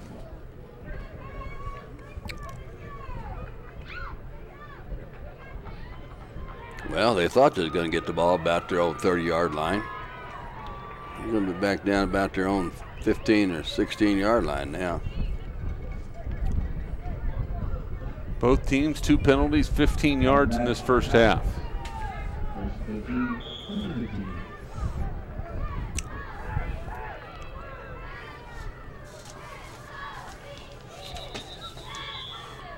And we're going to have a timeout called by Golden Plains with 2:54 to go in the half. We'll keep it right here. Today's ball game brought to you in part by Wendy's of Dodge City, where quality is our recipe. Well, Larry Jantz, we expected points. I don't know if I expected 92 in the first half. No, if I'd say maybe at the end of the game, I expect what we got before he even got halftime. That might be. I can understand 50 to 40, 50 to 35. Something like that. That's what you would probably figure. But for a going on past experience. For a final score, we've got all kinds of points on the board. Very little defense so far. We'll have your numbers at halftime as we get ready for second half play, but right now it has been all the glory to the offenses. I would say defense is a new word in their vocabulary. It's not even found I was going in to the say, dictionary. I don't know if it is a word right now. Does Webster's dictionary still have the word defense in there? Well, they do. They just don't recognize it right now. Could you guys that pass out in the flats, Garavelli knocked out of bounds. A pickup of 11 yards on the play to bring up second down and 4. We want to have a kind of a challenge to have all the Golden Plains Bulldog fans and kids and the Weskan Coyotes go back to your local libraries and find out if the Webster Dictionary still has the word defense in it. You don't have to go all the way to the libraries anymore. You don't? Oh, you're going to go internet? Just Google it. Google it. Webster's Dictionary definition of defense. We can see it. Yeah, these kids probably wouldn't even know what a Webster's Dictionary looks like. Second down. Jace Mackley under some pressure, in a little bit of trouble, throws it up the field. Purvis has it, and he has a first down in Golden Plains territory at the 34-yard line. It's a big target. Mackey, 6'4". He can put it out there just right to Mac Purvis. 6'4", 165-pound junior. At 59 receptions this year for 936 yards and 13 touchdowns. And that's a nice first down there by Jace Mackley to Mac Purvis. First down, 15. I remember this very well last year now. Did the same thing. Crazy. It's stupid. There's a pitch back. Mackley with a little bit of room, but Weiss is right there and brings him down at the line of scrimmage. Yeah, Harley Weiss from the cornerback position had 120 tackles this year. 8 interceptions and 1 fumble recovery. Boy, he stopped Jace Mackley right then. Great job by Harley Weiss, number 2 cornerback for the Bulldogs of Golden Plains. Second down, 15. Golden Plains defense looking for another stop. Mackley to throw it. Has his brother on a crossing route, throws it up the field, and he is going to be out of bounds at the 25-yard line. A pickup of 9 yards on the play. It'll bring up third down. 9-yard gain on the play brings up third down. It was a great job.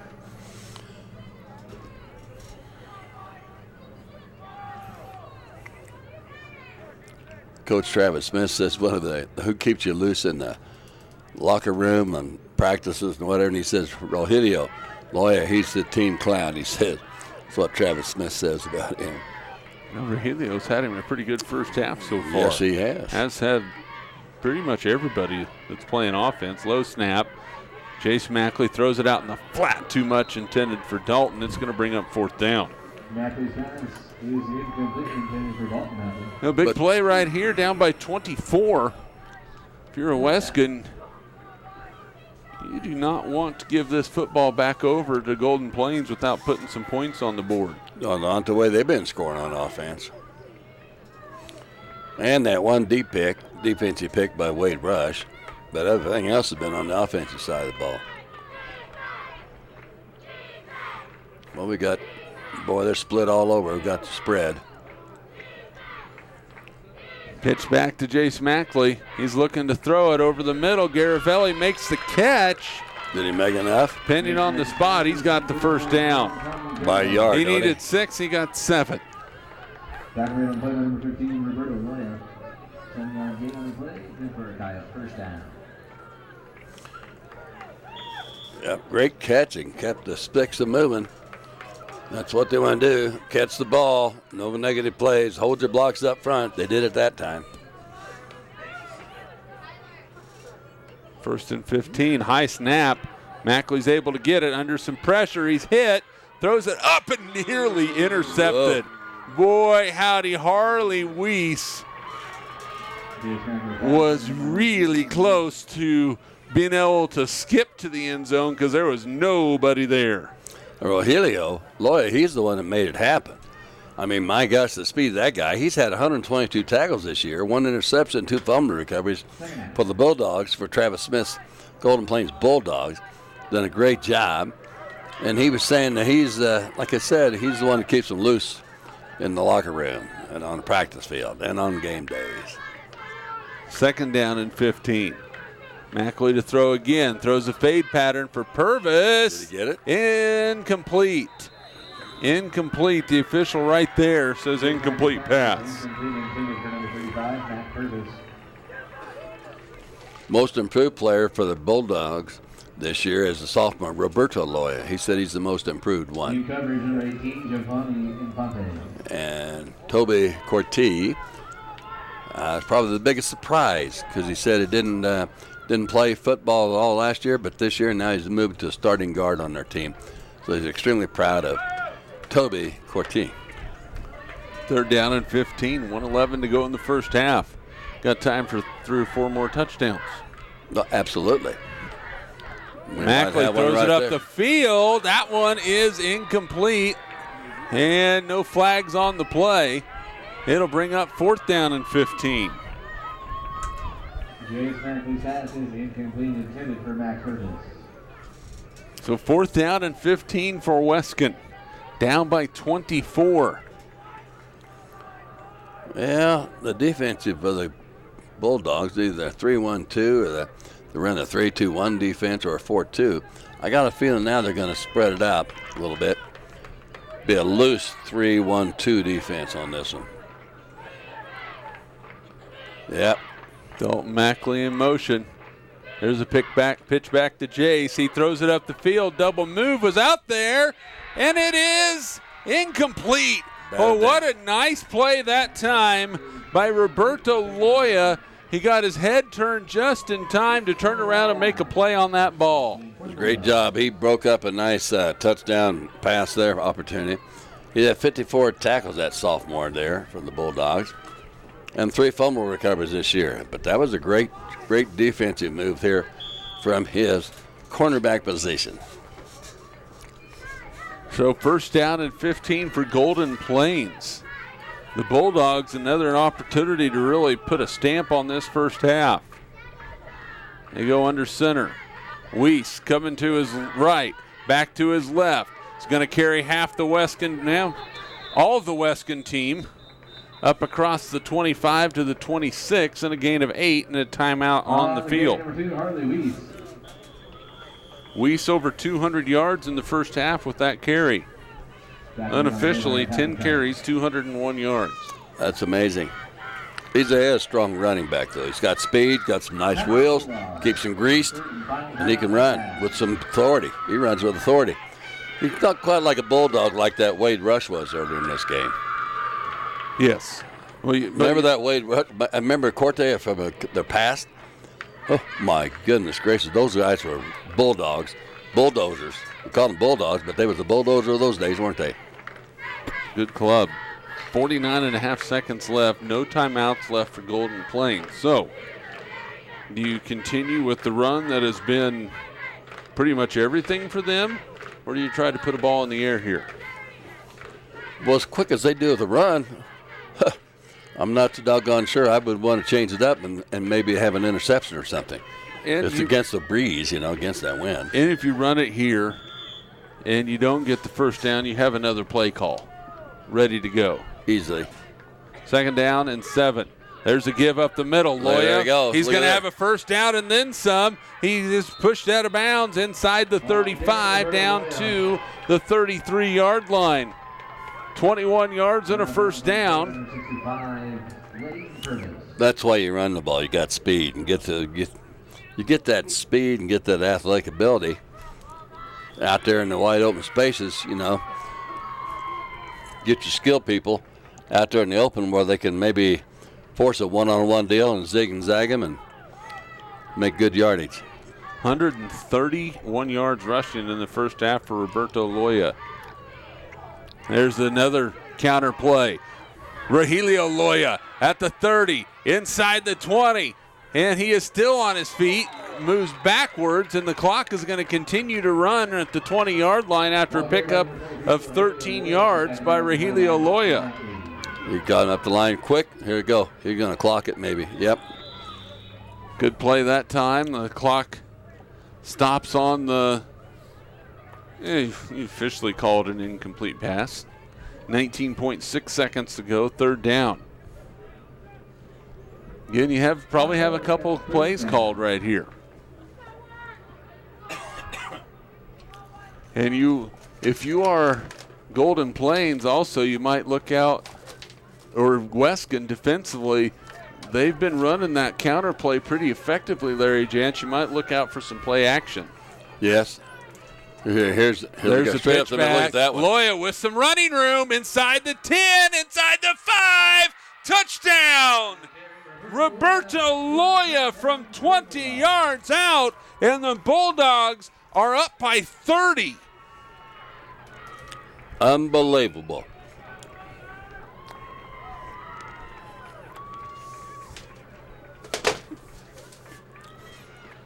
Do I need to send a text to Coach Smith, though, to let him know that your scoring page is just about out of room? No, we're all right. Okay. I've got a contingency plan in place now. Okay, contingency? Yep, contingency. That's a big word. You better send that down to Coach Clow. He needs a contingency. Coach Brett. 64 to 34 with 11.7 seconds left to go in the first half.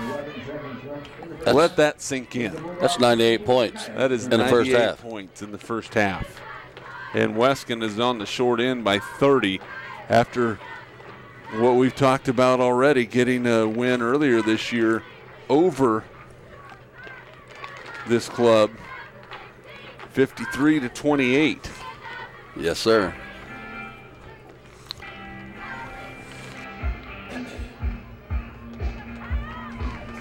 The most points scored this year by Golden Plains was October 18th against Cunningham when they scored 68. Or 74. No, they played Rolla. They scored 74 week 3 against Rolla. Yeah, and then 68 against Cunningham later. They're going to put both of them in the way it's going. Those are going to be history. There's a tough one. It's on the ground. A good job by Dalton Mackley getting that tip and going right to the ground. And Harley Weiss, to his credit, sailing right over him. So first down at 15, the ball at the 30. Guess what? If you're Brett Clow, you're still looking to score on this play. Sure they are. Absolutely. I'd be surprised if they didn't. And if you are Golden Plains, you're going to want to bring some pressure here. You don't want Chase Mackley having all day to throw. He's going to throw it, so I'd put everybody back. He's not going to have two people. He can't run the ball. No, he can't. Throws it out in the flat. Catch is made by Dalton Mackley. Makes one man miss. Makes another man miss. Going to the sideline. He's pushed out of bounds with 1.7 seconds left to go and a gain of 17 yards. Where do you think the next pass is going? Do you think Hail Mary time? I would say so with 1.7 seconds. Well, you don't have much of a choice. Got to. Or in the old days, you had the hook and ladder. Place like that. You got Tommy split to the right, Dalton to the left. Coach Cloud just sent another play in. And he's going to take a timeout. With 1.7 seconds left to go, they're going to come up with something else. Down by 30. I don't think he's got a 30-point play in his playbook, though. Today's ball game brought to you in part by Wendy's of Dodge City. Quality is our recipe. Also, a bequest to Smoky Hills PBS is your statement of appreciation for the quality of programming you have enjoyed. It ensures the continuation of that programming for years to come, not only for your family, but for generations of other families who will be inspired, enriched, and educated by PBS and local programming on Smoky Hills PBS. A gift to Smoky Hills PBS through your will or trust is an excellent way to touch seasons yet to come. Contact us today at smokyhillspbs.org. 1.7 seconds left in the first half, and barring a defensive penalty, this will be the final play of the first half. They've got him playing loose defense now. Back to pass. Mackley under pressure. Looked like a hold. No call. Throws it deep down the field. It's caught. They're going to call it a touchdown. Dalton Mackley in the end zone for the score. There is a flag on the play. And it is a holding against the offense, and that will be the final play of the first half, and that is a big one. Yes, it is. Takes a touchdown off the board. The official's going to ask Golden Plains what they want to do. That's a no-brainer. So holding against Weskan and Mr. Official Larry Jantz, I believe that is the end of the half then, since it was an offensive penalty, correct? Yes, should be. And you got to take it. Oh, they're going to say one untimed down. He just put his. I heard that. Saw that. That might be another new rule in six-man football that we're not aware of. Didn't think so. Travis Smith is. I think he's saying, "Hey, it's over." That should be the end of the half. It's an offensive penalty. There it is. You can't end the half on a defensive penalty, but you can on the offensive penalty. And that is the end of the first half. It is Golden Plains 64, Weskan 34. Your second half coming up next on Smoky Hills PBS. Presentation of the Wild West Bowl Consolation Game on Smoky Hills PBS is brought to you in part by Reese Seeds Incorporated, your Pioneer dealer. At Farm Credit of Western Kansas, we do more than just lend money. We help today's farmers and ranchers find solutions for the daily challenges of running an ag business. Whatever your needs, Farm Credit of Western Kansas is your ag lender and more. Farm Credit of Western Kansas, 1190 South Range in Colby. These Kansas Pizza Huts support local high school activities.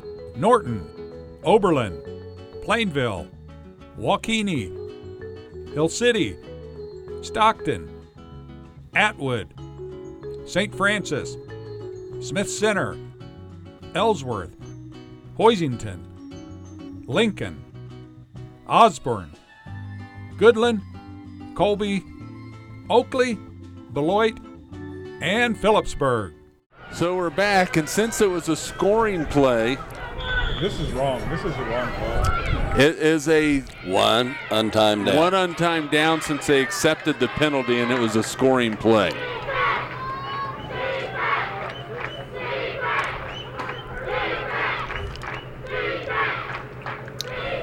So Weskan, one more play, back to pass. They throw it up the field. They're looking, and it's incomplete. That was going to be the hook and ladder. That was going to be the hook and ladder. Get the ball to Dalton, then flip it back to Tommy, and then see if he can't make the rest of the way.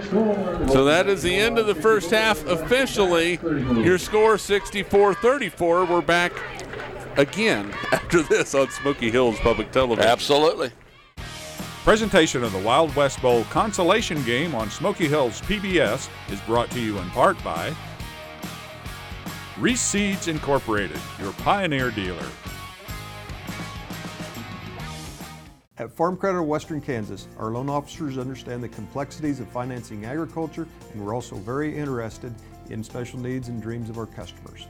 I'm Randy Wilson, and our goal at Farm Credit of Western Kansas is to make your dreams a reality. Programming on Smoky Hill Public Television is made possible in part by an underwriting grant from Nextech, providing the area with top-notch broadband, business technology, and advertising solutions.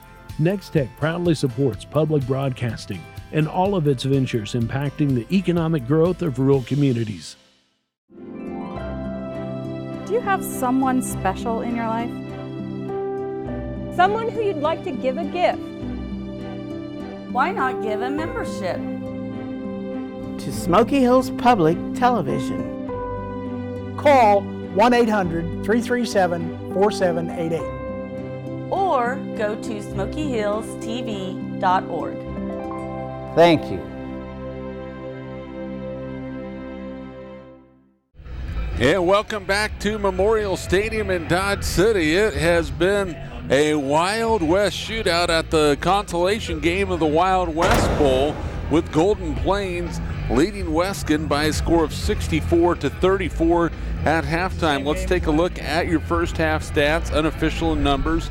First for Weskan, 265 passing yards for the Coyotes and 62 rushing yards for a total of 337 yards in the first half.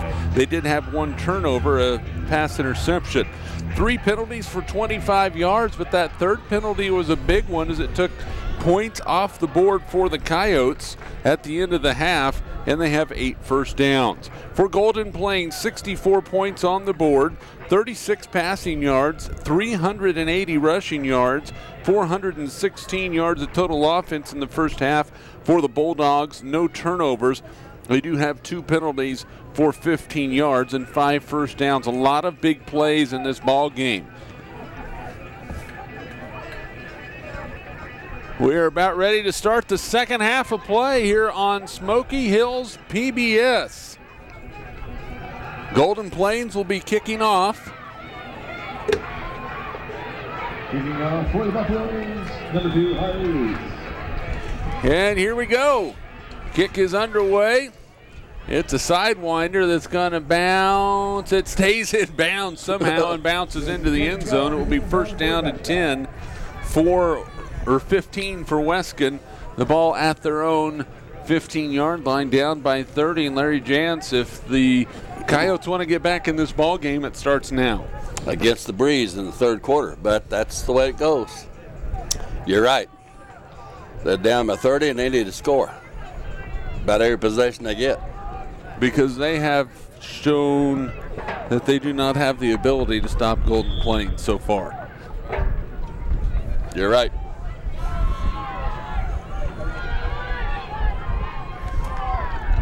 "15 first half touchdowns. 15 of them. By both teams, of course. Yes. There's an end around run by Dalton Mackley, and he's swung to the ground. Wade Russian on the tackle. It was a great job by Hardy Weiss just to turn the play in. He had 3 guys out there trying to block him. He turned them in, and he had help, like you said. And we're going to have a whistle on the play. I don't think it's set for action, was it? I don't think so.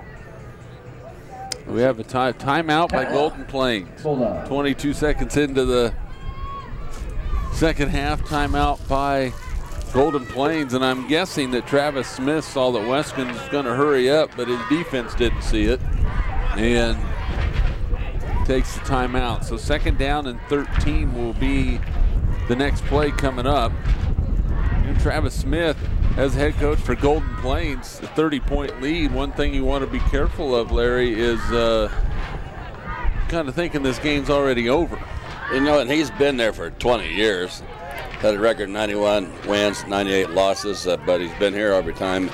Best finishes 8-2 and 202, and 7-3 and 210, and 7-3 and 216, and 8-2 a year ago, and here he is. Second down and 13. Dalton Mackley in motion. Jace looking to throw it. Has time. Going to throw it up the field. It's caught by Purvis. Incomplete. He's brought down. He's going to lose a yard maybe on that play. He was looking for Dalton deep downfield, but Golden Plains has reserved the fact that if he's going to throw it, we're going to cover the deep passes and let anything underneath happen. It's going to be a loss of a yard on the play. That's just a great job by Harley Weiss. They're doing a great job there. Right now, at least right here, third down and long.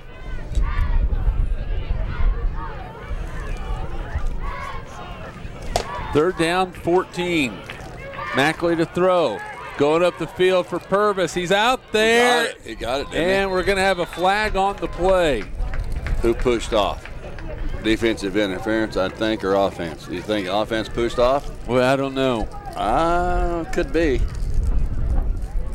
And then they're calling it against the defense. They had it back to us. I couldn't see whether Mr. Purvis pushed him off a little bit or what, but the referee had the best angle. The zebra. They're generally 99% right every time anyway, and they have to make their calls in a split second. So hats off to the zebras that study hard all the rules. As it says in the good book in King James Version, 2 Timothy 2:5, an athlete is not crowned unless you compete according to the rules. And that's why they got the zebras out there. First down and 15. They're looking out in the flat. Not much happened. Now they throw it underneath. Catch is made by Purvis, and he is going to be corralled and brought down after a gain of a couple yards. Loya in on the tackle. Rahilio Loya along with Wade Rush. Wade Rush is 2 on the play. Yeah, Wade Rush has done most of the doggone bulldogging. The Bulldogs done a little bulldog in action there. Brings up second down and long. Second down, 13. The ball at the Weskan 35-yard line. Iravelli splits out to the far side. There's a pitch back to Dalton Mackley. He has the middle of the field open up. He's down the sideline, and he's going to be pushed out of bounds. And Loya's talking to him right there. I think good friendly, good friendly talk right there. That's what we'll call it. Yes. Rogelio, I think they say he's a clown in the locker room and everything else. I got a feeling he was probably saying, it's a good thing you jumped out of bounds. I said I was going to tattoo you, Gain of 24 on the play. It's first down and 15. Back to Dalton. Looking up the field. He slips and he's down. Boy, Harley Weiss came in, Larry, and was under control, and Mackley nowhere to go with the football, and it's going to be a big loss. It's going to bring up second down and long. Yeah, and Dalton tried to kind of juke him a little bit, but it didn't work. It just slipped on the turf, and so that's only a little extra effort that Harley Weiss needed. He had 120 tackles this year, 18 interceptions, and 1 fumble recovery, and that's a big stop right there. Big loss. A loss of 7 yards on the play. It's second down and 22. Dalton Mackley in motion. Jason trouble, throws it up the field. Purvis with the catch. He's going to lose yardage. Guess who? Harley Weiss. Harley Weiss. He helps him up, says, we'll see you again next play. Mac Purvis brought down back near the 35-yard line. A loss of, I call it a loss of 3 on the play. It is third down and 25. I would say they are playing discipline now, what Travis Smith wanted to do. They're playing discipline, and they're making their cover assignments. They're getting their reads, and they're tackling when they get there. And we've got a flag on the play, and it's going to be a false start against Weskan. They were trying to get 5 free yards on the defense, and the defense stayed put. Again, to your point of discipline, stay right where you're supposed to be. Third down and 30. Back to pass Mackley. He got hit as he threw it. It is incomplete. Garavelli had his hand on it and could not come down with it. It's 4th down and 30. Yeah, it's broken up by number 18, Giovanni Devante. 52 tackles this year, 4 fumble recoveries. Sophomore, number 18, for the Bulldogs of Golden Plains. Did a great job there. Otherwise, Tommy was going to have it for good gain and not necessarily get a first down, but now you got 4th down and forever. 4th down and 30. The ball's at the 39. They need the 19. They need the 9 for a first down. Go figure that one out, huh? Mackley throws it down the field. It's incomplete. He was looking for Garavelli. He was covered, and it's going to be a turnover on downs. Turnover on downs. So the Golden Plains defense holds up by 30, and they get the ball back with 6:01 to go in the third quarter. So Weskan took nearly 4 minutes off the clock there, which seems like an eternity in this game. And no points, which is unusual today's game. We talked about how the Coyotes like to throw it, and this Golden Plains defense has been up to the challenge. Bulldogs back on offense. Weiss to his right, now back to his left. He's going to throw it over the middle. Had his man looking for Rogelio Loya. It's incomplete. I don't know whether the sun got in his eyes or what, but I mean, it was a pretty crisp bullet pass to him. Maybe kind of caught him by surprise a little bit, you think? Yeah, I think the speed in which it got there. Yeah. And of course, Weiss had somebody hanging on his leg, so he had to get rid of it. 2nd down, 15. Now he's got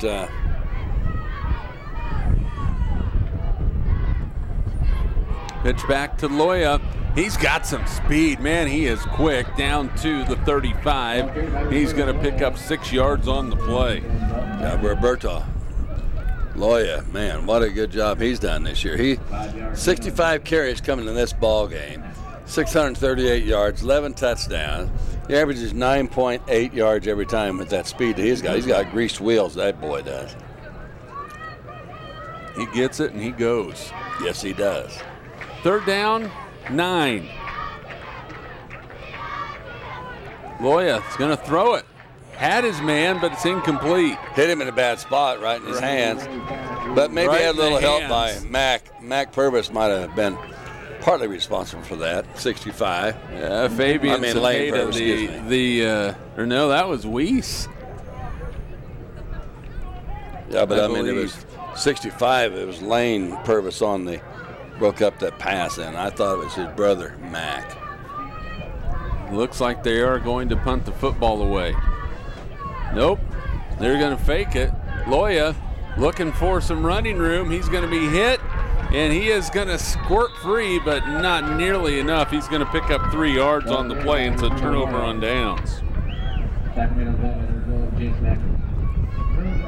So, both teams have had to turn it over on downs. Back over to Weskan with 5:06 to play here in the third quarter, and you have to believe that both of these coaches really challenged their defenses at halftime. That plus, there's so much scoring, I think it wore them out. So the halftime gave them a chance to maybe get some more energy and, recover a little bit. Back to pass Mackley. Under some pressure, he's going to be cut down. Harley Weiss has been everywhere. A gain of a yard on the play. You better believe that. That kid's got wheels. He's fast, he's quick, he's strong. Harley Weiss.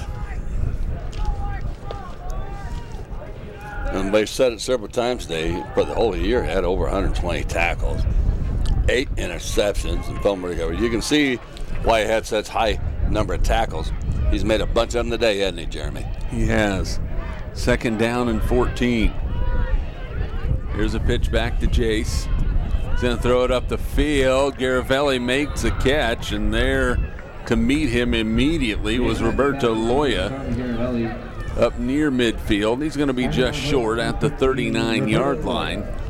He's going to bring up 3rd down and 8. And Roberto Loya, he plays cornerback, of course, for the Bulldogs, the Golden Plains, just sophomore. We had 54 tackles this year and 3 fumble recoveries, and made a nice tackle there. 3rd down and still a long way to go. Dalton back to pass, throws it up the field, incomplete. Well covered on the far side. Jaime Infante on the coverage. That pass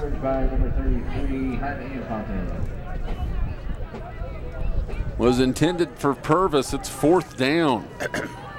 Yeah, they had a big target. I was Mac Purvis out there, number 35, 6'4", a junior. Had 59 receptions for almost 1,000 yards, 13 touchdowns, but denied that time. They need the 33 of Golden Plains for a 1st down. 4th down. Gonna look up the seam. Throwing it up the field. It's caught, and this is gonna go for a score. Dalton Mackley into the end zone for the touchdown. And they needed that one on 4th down, didn't they, Jeremy? They certainly did. 41 yards and a score.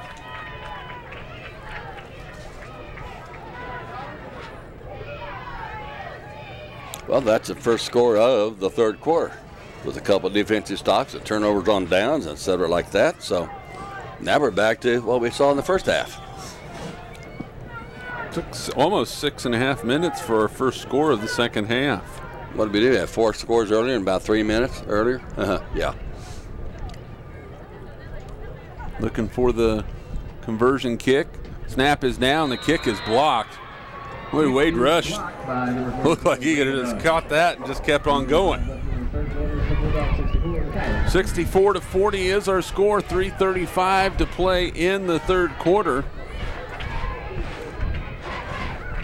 Jeremy McGuire, Larry Jansen, entire crew for Smoky Hills PBS from Memorial Stadium in Dodge City. Consolation game of the Wild West Bowl. And Larry, it's been a offensive juggernaut so far, 104 points on the board, and there's still plenty of time left.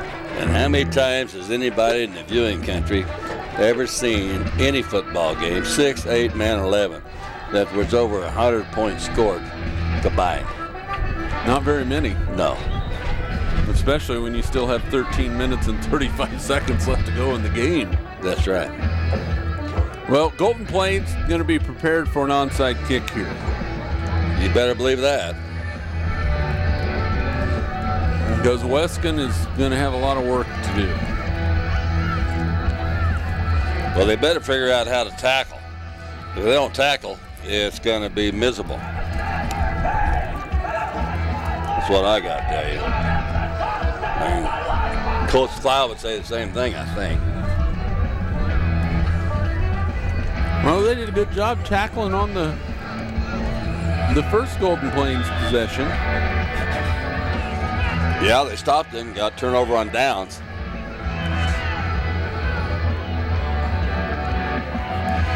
Here comes the kick. It is an onside kick. It's taken by Loya. He makes a man miss. Still on his feet, and there he goes. It is not the first time he has done that. Holy cow, Roberto Loya on the kick return for the score. He broke a couple of tackles, and with his kind of speed, once he gets in the open, he is gone. This one from 42 yards out. I'm sorry, but you cannot love people down. You can't hit them up high and above the waist. They can't run without the legs, folks. You got to tackle. Tackle, tackle, tackle. If you're a Weskan Coyotes, I mean. 70-40 is the score, and they're going to try and kick the extra point, and that baby is blocked, and it is no good. Score remains 70-40, and my goodness. Roberto Loya. Well, they're shifty. He's quick. I got to give him credit, but you still got to tackle. And I don't care who you are, how big you are, how small you are. You don't run without your legs. Tackle. You got to tackle. Not typically you don't run without the legs. No. So 3:26 to go in the third quarter, and it's going to be another kickoff for Golden Plains. And Roberto Loya. The one thing, when Loya gets the football, he is not looking to go to the ground on those kicks. He has a 45-yard kickoff return for a touchdown and a 42-yard kickoff return for a touchdown in this ball game. And two of them has been off kickoff returns, isn't it? Yeah, well, that's what I just said. Yeah. 45-yard kickoff return and a 42-yard kickoff return. Amazing. Not to mention a 50-yard touchdown run, a 43-yard touchdown run. Deep kick. It's going to bounce into the end zone. A touchback, 1st and 15 from the 15 for the Coyotes. With 3:26 to go in the third quarter.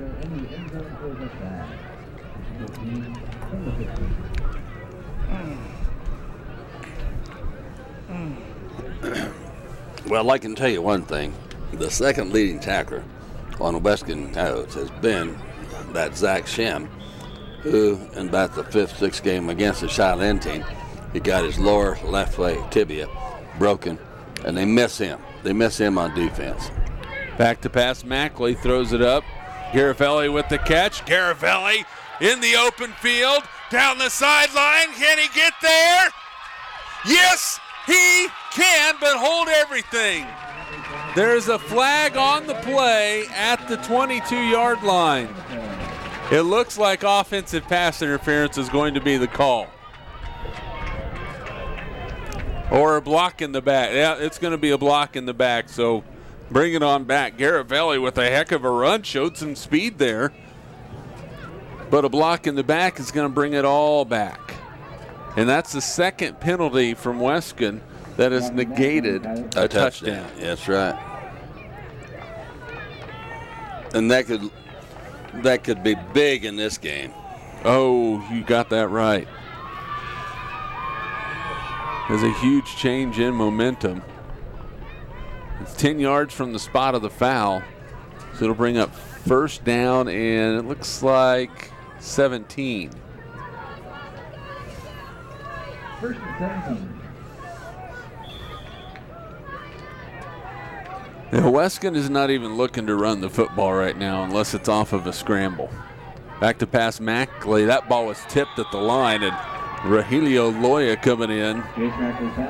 Incomplete. He was getting ready to sack old Jace before he got rid of the balls, but he's getting ready to do it.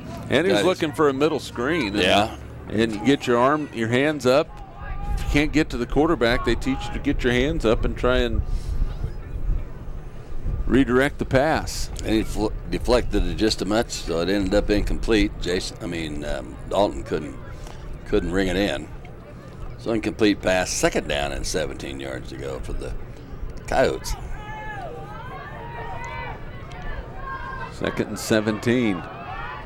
Mackley to throw it out in the flat. Catch is made by Dalton, and he's brought down immediately by Roberto Loya up to the about the 18-yard line. It'll bring up 3rd down and 12. I would think Coach Clow might use Dalton Mackley for kind of a decoy and have Jace kind of fake to him and send somebody else down a fly pattern. Well, that's basically what he did with that pass to Garavelli that just got called back. Yeah, I think it was Dalton that got called for the holding or the block in the back. 3rd down, 12. Here we go. Looking out in the flat. When somebody nobody is open. They throw it up. It is caught close to a 1st down. It will depend on the mark, and that is going to be just short. It's right at the 30-yard line, but that 1st down marker is just beyond the 30. So they needed 12. They got 11. It's going to bring up 4th down. 4th down and 4 inches, maybe. Yeah, it don't take much. Length of football less than that, isn't it? Yep. It's a fourth down. Fourth down.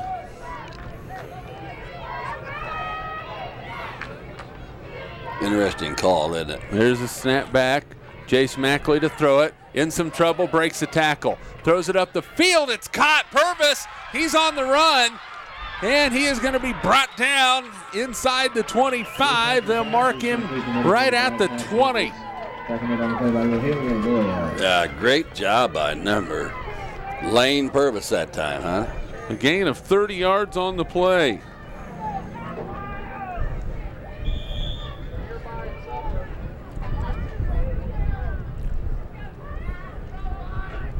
Ball right at the 20-yard line. Again, Golden Plains really good rush defense. Yeah. Weskan likes to pass the football, so Brett Cloud didn't feel comfortable running it for that 1 yard. Mackley back to pass, throws it up the field, has his brother Dalton. He is brought down inbounds short of the first down. He picks up 13 yards on the play. Now it's second and short, though. Thank goodness.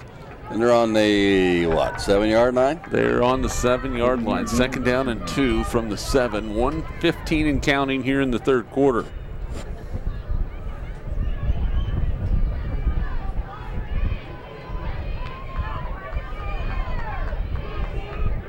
You got Twins to the right. He's got Mac Purvis to the left. Back to pass. Rolling. Under pressure, has to throw it, incomplete, and it's going to bring up third down. This pass is intended for Mac Purvis. Incomplete. Rogelio Loya again with the pressure.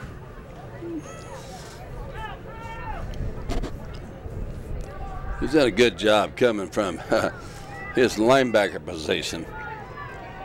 122 tackles for the year. 1 interception, 2 fumble recoveries.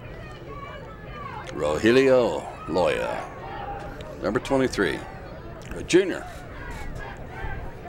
Third down and 2. They need the 5 for a first. Garavelli's going to roll to the outside. He gets a block. He is into the end zone for the touchdown. From 7 yards out, Tommy Garavelli with 45.7 seconds to go in the third quarter, and Weskan is on the board again, down now by 24. Well, that's the second time they've run that play for a touchdown. Tommy scored twice on that. I think he scored another time and had it called back, if I remember correctly.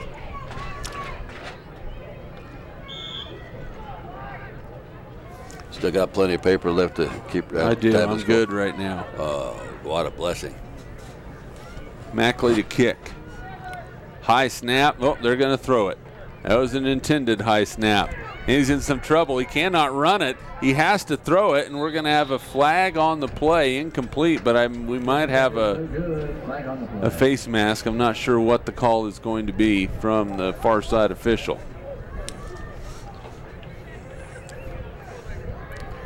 He's got a face mask against Weskan. So Mackley with the stiff arm must have got the face mask.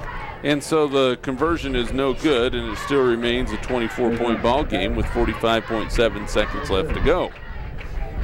The Smoky Hills PBS Passport is your starting point for watching live streams, viewing extra content, and finding out more about the programs you love. Watch what you want to watch, when you want to watch it. From Nova to Nature, Antiques Roadshow to This Old House, Traveling Kansas to Real Ag. Sign up for Passport today at SmokyHillsPBS.org. Ball game today also brought to you by Wendy's of Dodge City. Quality is our recipe.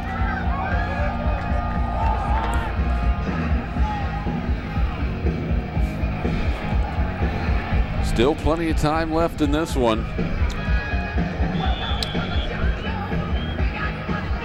Jace Mackley set to kick it off. It'll be a short one. It's going to be taken and down immediately by Colby Lathrop. It'll be first down for Golden Plains. You notice they didn't want to have that squib kick or onside kick and have it go back like 2 others have went so far today. So let's try it this way. We don't want to have a return for a touchdown. So kick it over their heads, yes. Little pooch kick in the middle. Golden Plains, 1st and 15 at the 28-yard line. Loya makes another man miss, and there he goes. You are not going to catch him. Touchdown. Rogelio. Golden Plains, Rogelio Loya. This one from 52 yards out. Would you call that a quick answer by the Bulldogs? I'd call it a very quick answer by the Bulldogs. Yes. Kick off, the next play, bingo. 52-yard run.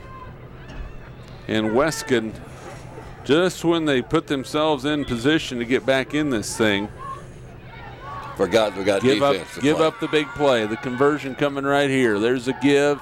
Not much going on the run that time. That was number 4 by Mason Green, freshman for the Bulldogs. So Mason Green on the carry. Coach getting a few guys in there that maybe haven't played much, you know. Mason Green, freshman. Wearing jersey number 4. 76-46 is the score.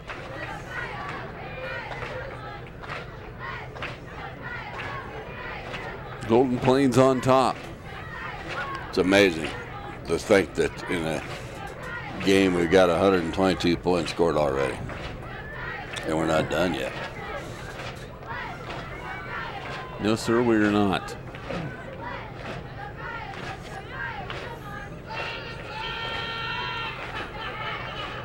That's all there is. Well, Weskan, they can't seem to get the stop when they need to get the stop. They can't get the moment. Can't get old Mo on their side very easily.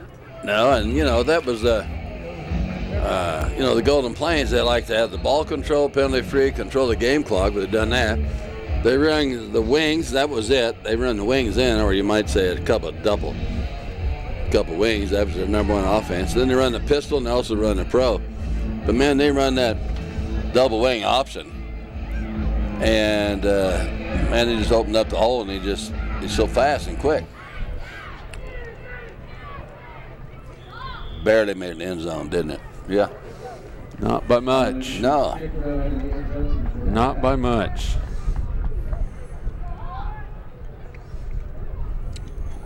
That's good sportsmanship by Jace to go curl there and get that football. Bring it back in for the Zebras. Didn't have to run so far. That is good sportsmanship. That's great sportsmanship. That's the way it should be. That's right. You know, back in the day, that's what happened. It's kind of like Coach says, well, kill them with kindness, knock them down, then pick them back up. Knock them down, pick them back up. Kill them with a little kindness. Tough for some people to understand that. First down, 15. Oh, there they go. Look at that trick play. Quick snap, back to pass. Mackley has everybody out there, and it's incomplete. There was nobody there except 2 Weskan Coyotes, and it's incomplete.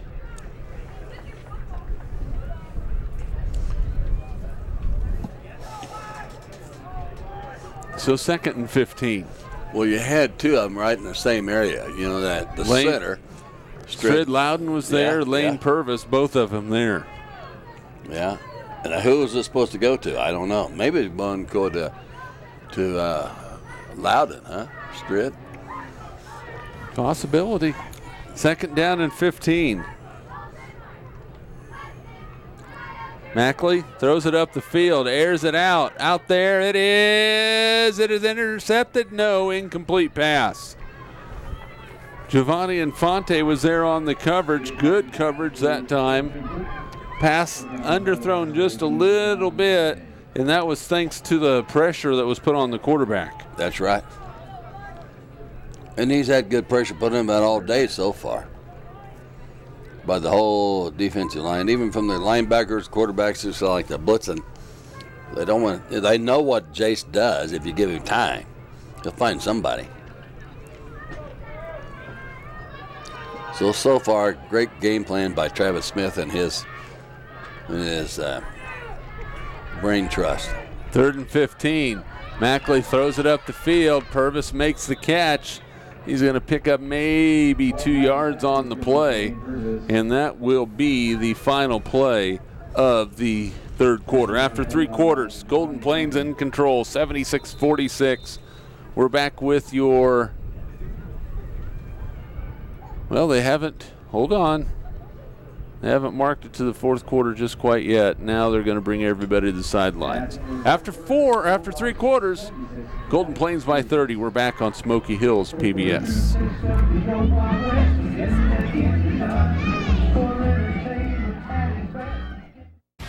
Presentation of the Wild West Bowl Consolation Game on Smoky Hills PBS is brought to you in part by Reese Seeds Incorporated, your Pioneer dealer. At Farm Credit of Western Kansas, we do more than just lend money.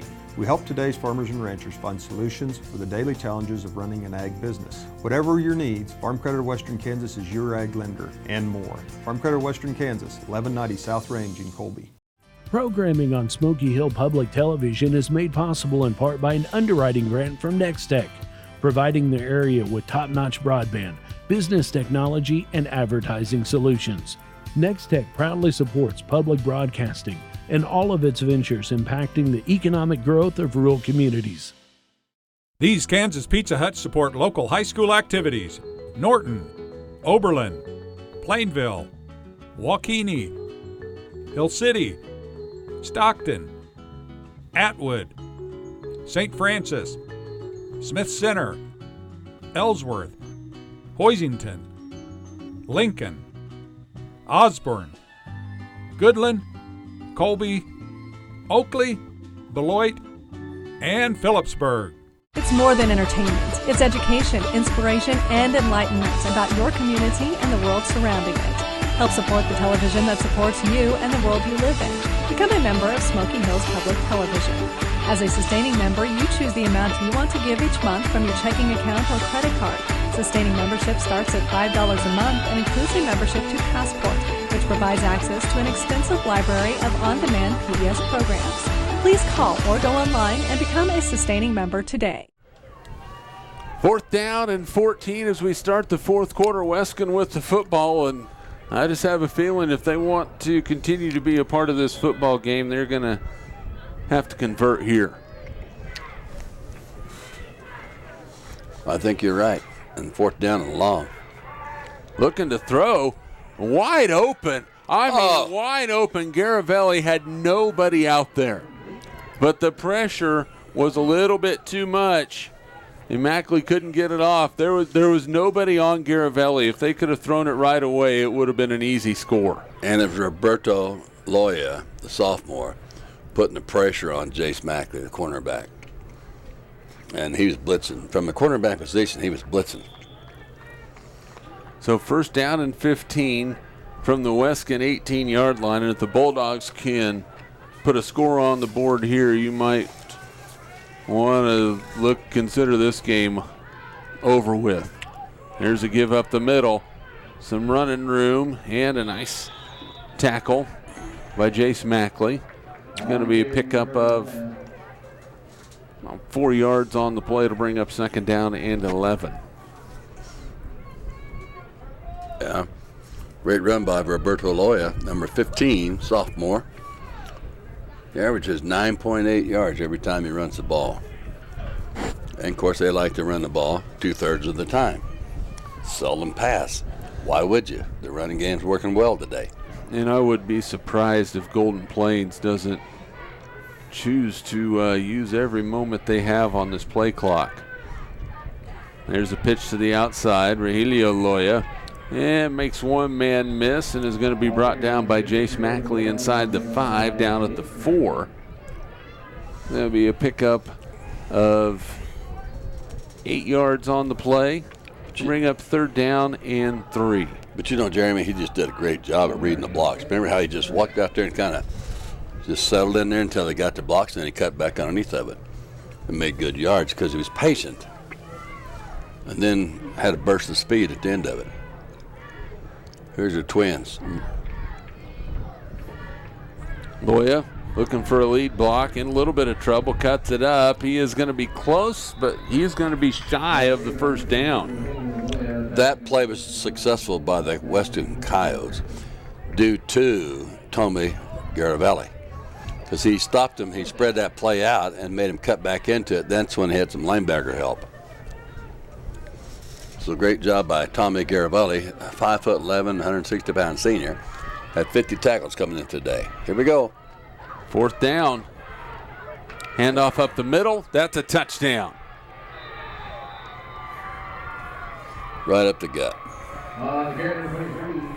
The Garavelli into the end zone from 4 yards out. And with 7:54 to go in the ball game, it is Golden Plains 82, Weskan 46.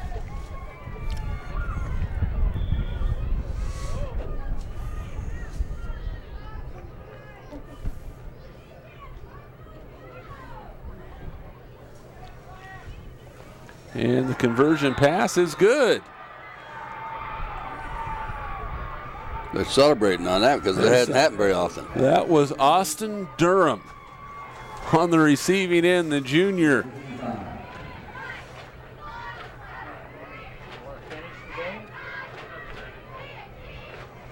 Yeah, number 66, a junior, Austin Durham. 83-46, a 37-point lead for Golden Plains. Donate to Smoky Hills PBS. Your support ensures that we can continue to provide you with high caliber of quality, educational, and entertaining program. Please donate today at smokyhillspbs.org. And if you are getting the heck into Dodge or on your way out of Dodge, getting the heck out of Dodge, and you need a bite to eat, stop by Wendy's. Wendy's of Dodge City. Quality is our recipe. And it's excellent. Oh, goodness sakes. We had some of their good victuals today. And it is a quick meal. They were busy, and we didn't waste any time getting our food. No, did a great job. Great service. Quick service and great food. Wendy's in Dodge City. Get the heck in the Dodge. Check them out.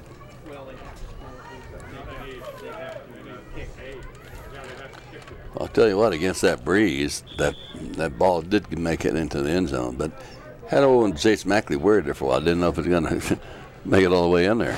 Oh, you touchback. That football can take such weird bounces. 1st and 15. Weskan with a huge uphill battle. Dalton Mackley to the outside, breaks one tackle, and then he is going to be brought down. Boy, a nice job by Roberto Loya getting to the outside and keeping that run from getting all the way to the edge.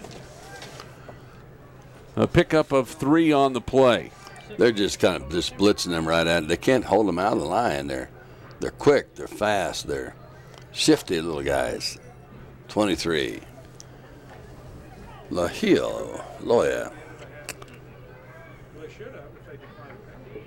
2nd down. There's the pitch outside. Some running room for Jace Mackley, and he's going to be pushed out short of the line to gain. He's going to be a yard short, so a pickup of 11 yards on the play. Yeah, Giovanni Infante, he was there to help him get out of bounds. Slow as Harley Weiss. Harley's in about every play, isn't he?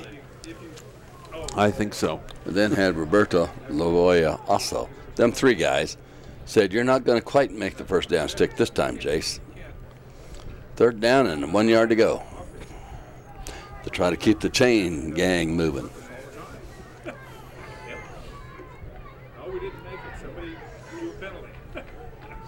Third down. Dalton Mackley looking to get to the outside, cuts it back. Oh, skips a tackle on his feet and is out of bounds. And he's out just past the 35 to the 36-yard line. He'll pick up 7 yards and a first down. Almost was tackled for a loss and ends up making about a 7-yard gain. Needed 1 first down, move the sticks. This is a great job by Dalton Mackley. But I wasn't watching the game. I just saw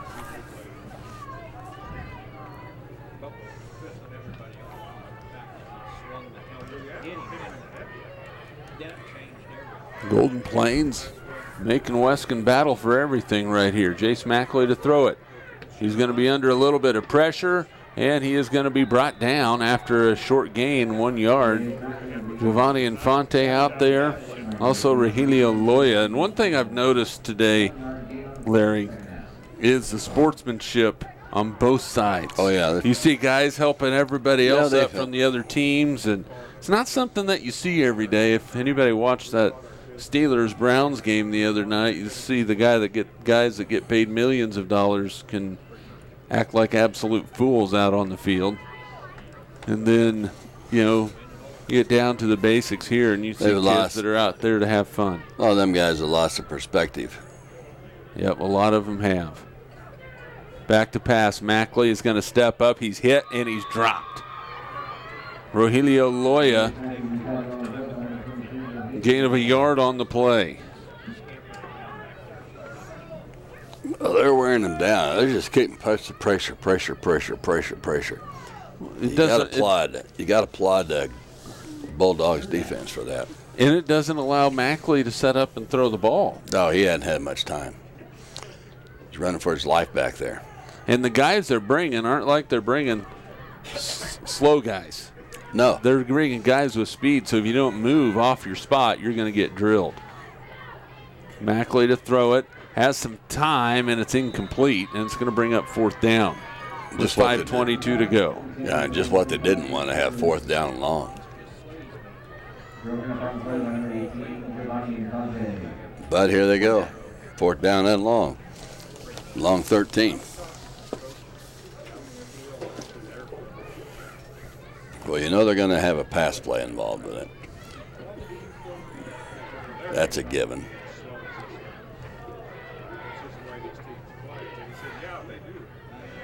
Fourth down, 13. Back to throw. Tony's There's open. the pressure. Throws it down the field. Looking. It is caught.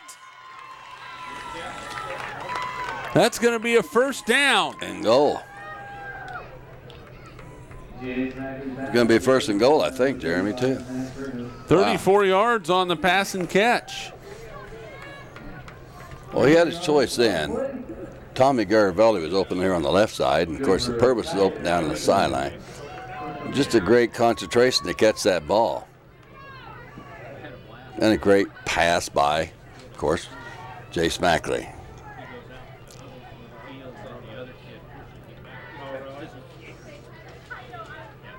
Man in motion. It's Garavelli. They wanted that sweep again. Garavelli cuts it up the middle. He's in for the touchdown. Tommy Garavelli from 9 yards out into the end zone. It will be his third rushing touchdown of the ball game. Yeah, and they were smart on his part. The first year he's played football, it was designed to go clear out wide, but they cut that off.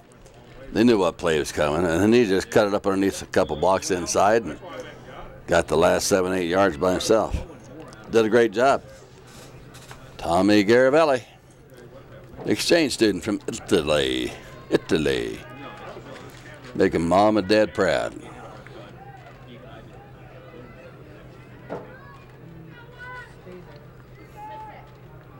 Coyotes set up for an extra point kick. It's down. The kick is up. And the kick is no good, wide left. So with 4:40 to go, it's 83-52.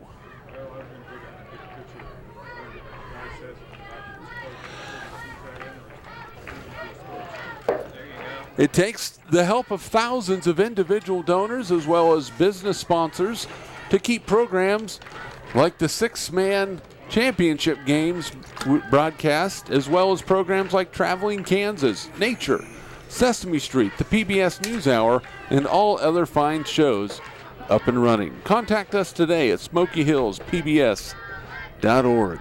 And make sure you visit Wendy's of Dodge City, where quality is our recipe. Well, here comes the onside kick. Yes. But not to the Loya boys. I don't think so. No. Too many bad things happen if you get to them boys.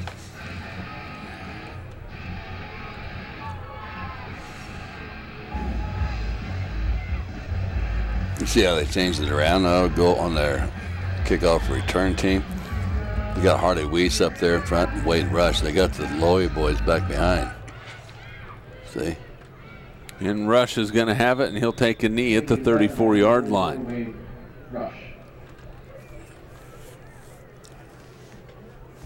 So 1st and 15 with 4:38 to play.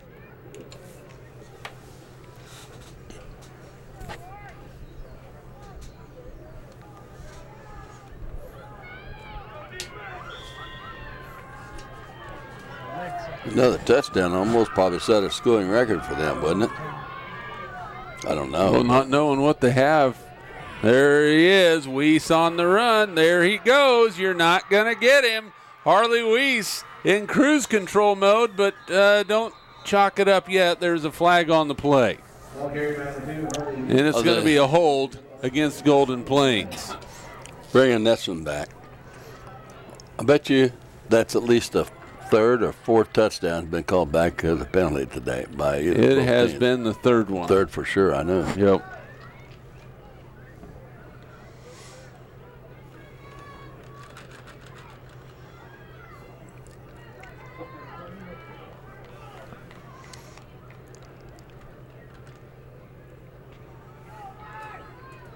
Well, moving back. So still first down, but it's first down and 18 after the 10-yard penalty. That takes a score off the board.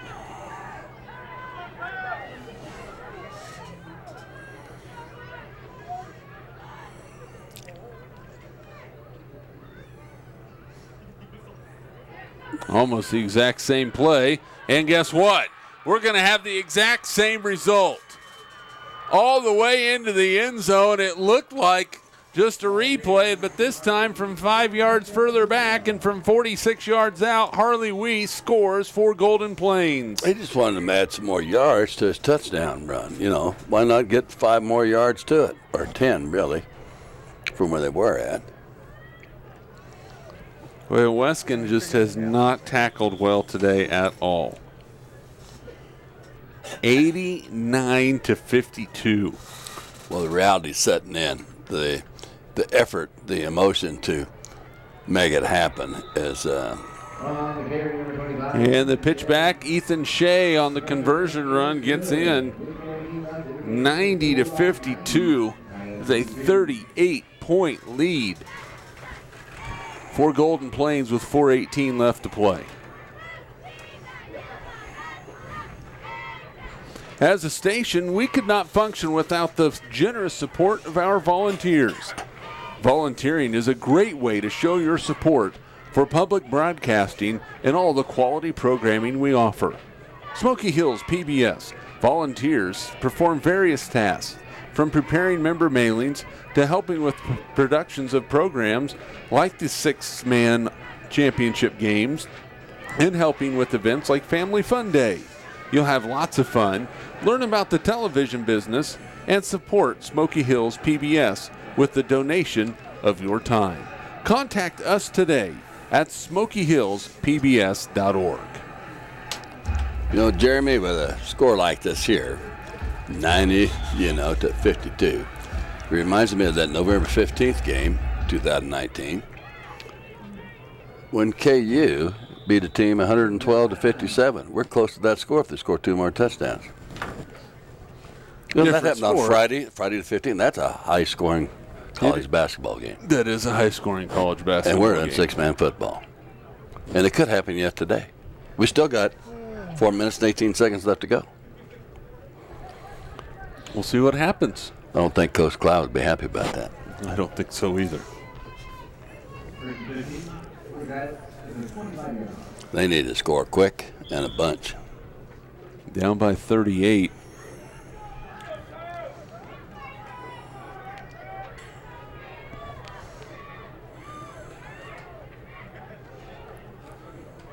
Mackley. Dalton looking to throw it. Heaves it up. Loudon makes the catch. Tries to make a man miss, and they bring him down. That's a gain of 16 yards and a first down. And that's a pass back to his center, because in six-man, you know, all 6 guys are pass eligible. And Stred Loudon, 5'11", 175-pound freshman, had 6 receptions, 54 yards, and 2 touchdowns prior to the day.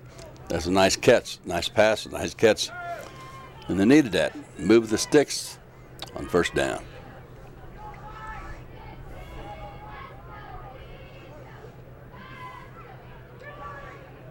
He's going to run. Mackley to run it.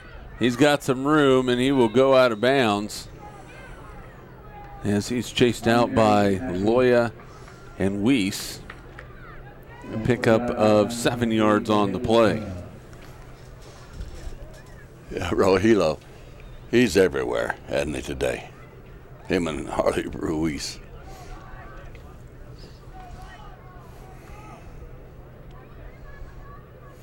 Second down for Weskan.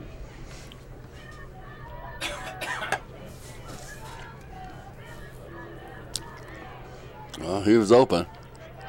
Dalton Mackley running, and he's going to be tripped up. Infante in on the tackle. Rogelio Loya in on the tackle. So it'll be a pickup of 4 yards on the play.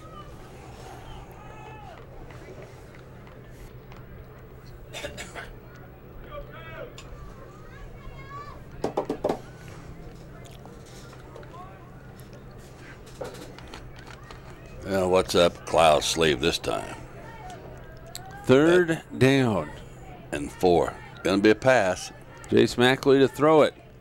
Everybody's out there. Now he's going to run it, and he is not going to get there. Well, great defense that time by Giovanni Infante. He did not allow Mackley to fake him out. He just stood his ground. And when Mackley made a move, he was ready for it. It's 4th down and 10. He was just mirroring him, wasn't he? He just out there and just stared him down, mirrored him, and you zig, I'm a zig, and you zag, I'm a zag, and then when you made a move, bingo, got you for a loss. 4th down and about 11, long 10.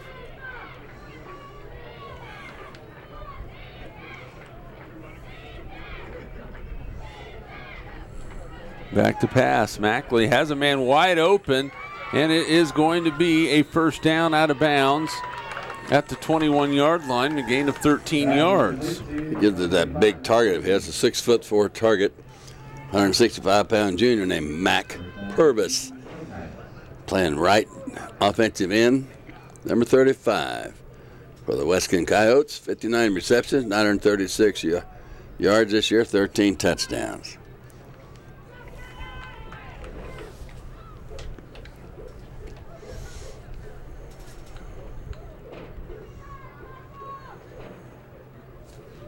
Dalton Mackley to throw it. Heaves it up there. It is incomplete. There's the penalty, though. A little laundry on the floor, on the field, I mean. Are they calling that offensive pass interference? He's pointing towards the offense. I saw that.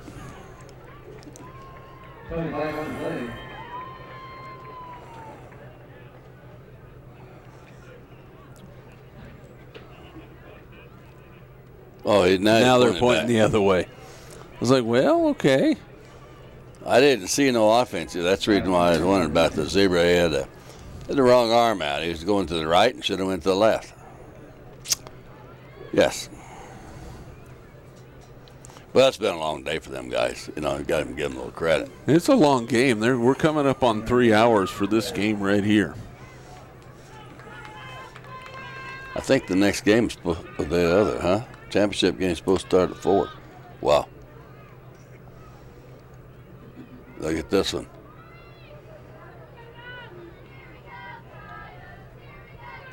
Jace Mackley under some pressure. He's going to be hit, and he is going to be slung out of bounds.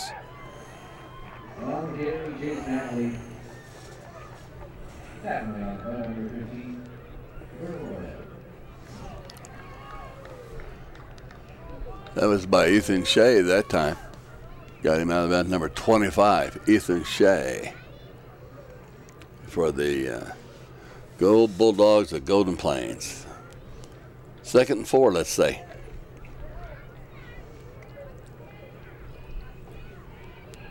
And they kind of got trips to the right. Mackley to throw it. And they got to throw it. He's going to zip it to the end zone. It's intercepted. Intercepted. That was Shea on the interception.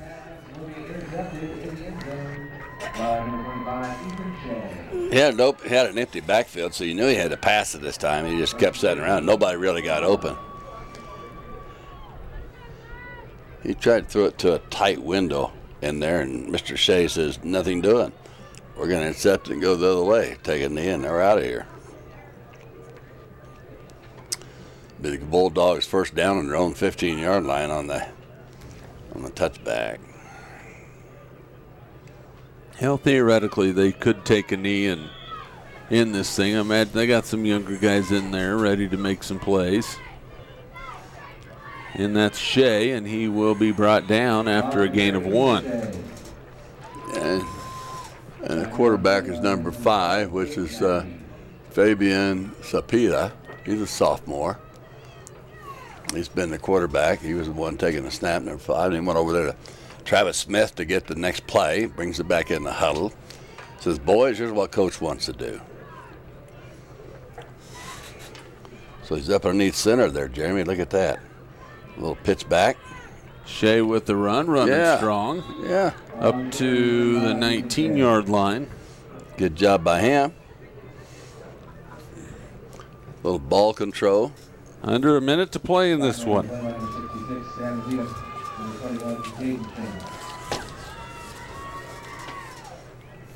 Quick snap to a knee.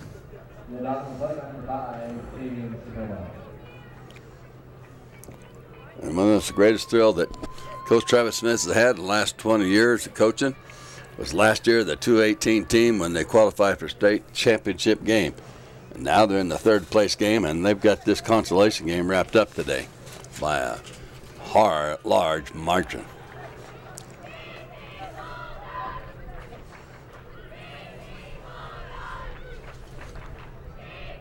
They will have to run one play to run the time off with 6 seconds left on the play clock. They will go to a knee, and now they have to. And Travis Smith is not happy. We're going to have to, well, they ran all the time off the clock. I'm going to say 2 seconds on the clock. Travis Smith wanted his quarterback to stand there for a little bit and then take the knee.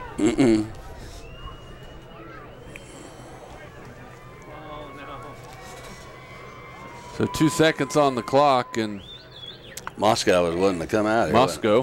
Moscow was coming out. Yeah, Moscow was coming out here to get on the field. Still, we've got one play. Wildcats. They put 20 seconds on the clock. There should be 2. There they go. We got down there.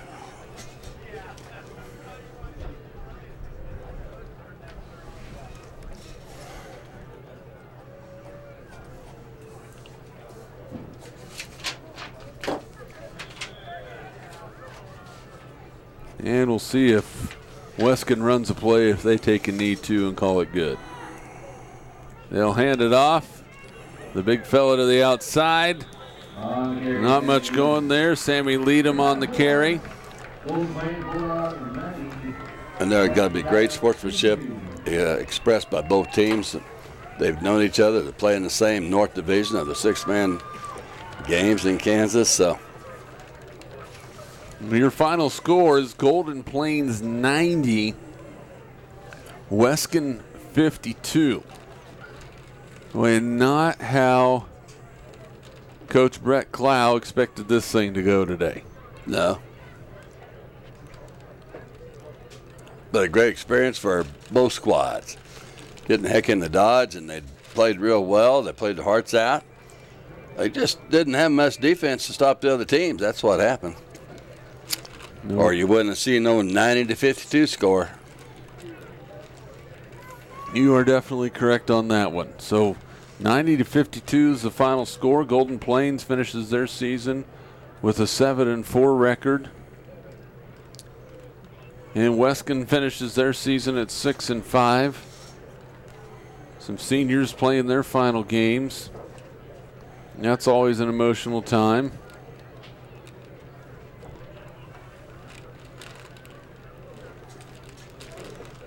And they'll get together and say a prayer at midfield, and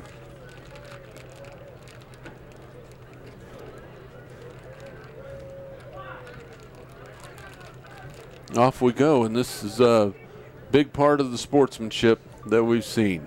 So your third place winner of 6-man at the Wild West Bowl 6-man state football championships, Golden Plains over Weskan by a score of 90-52.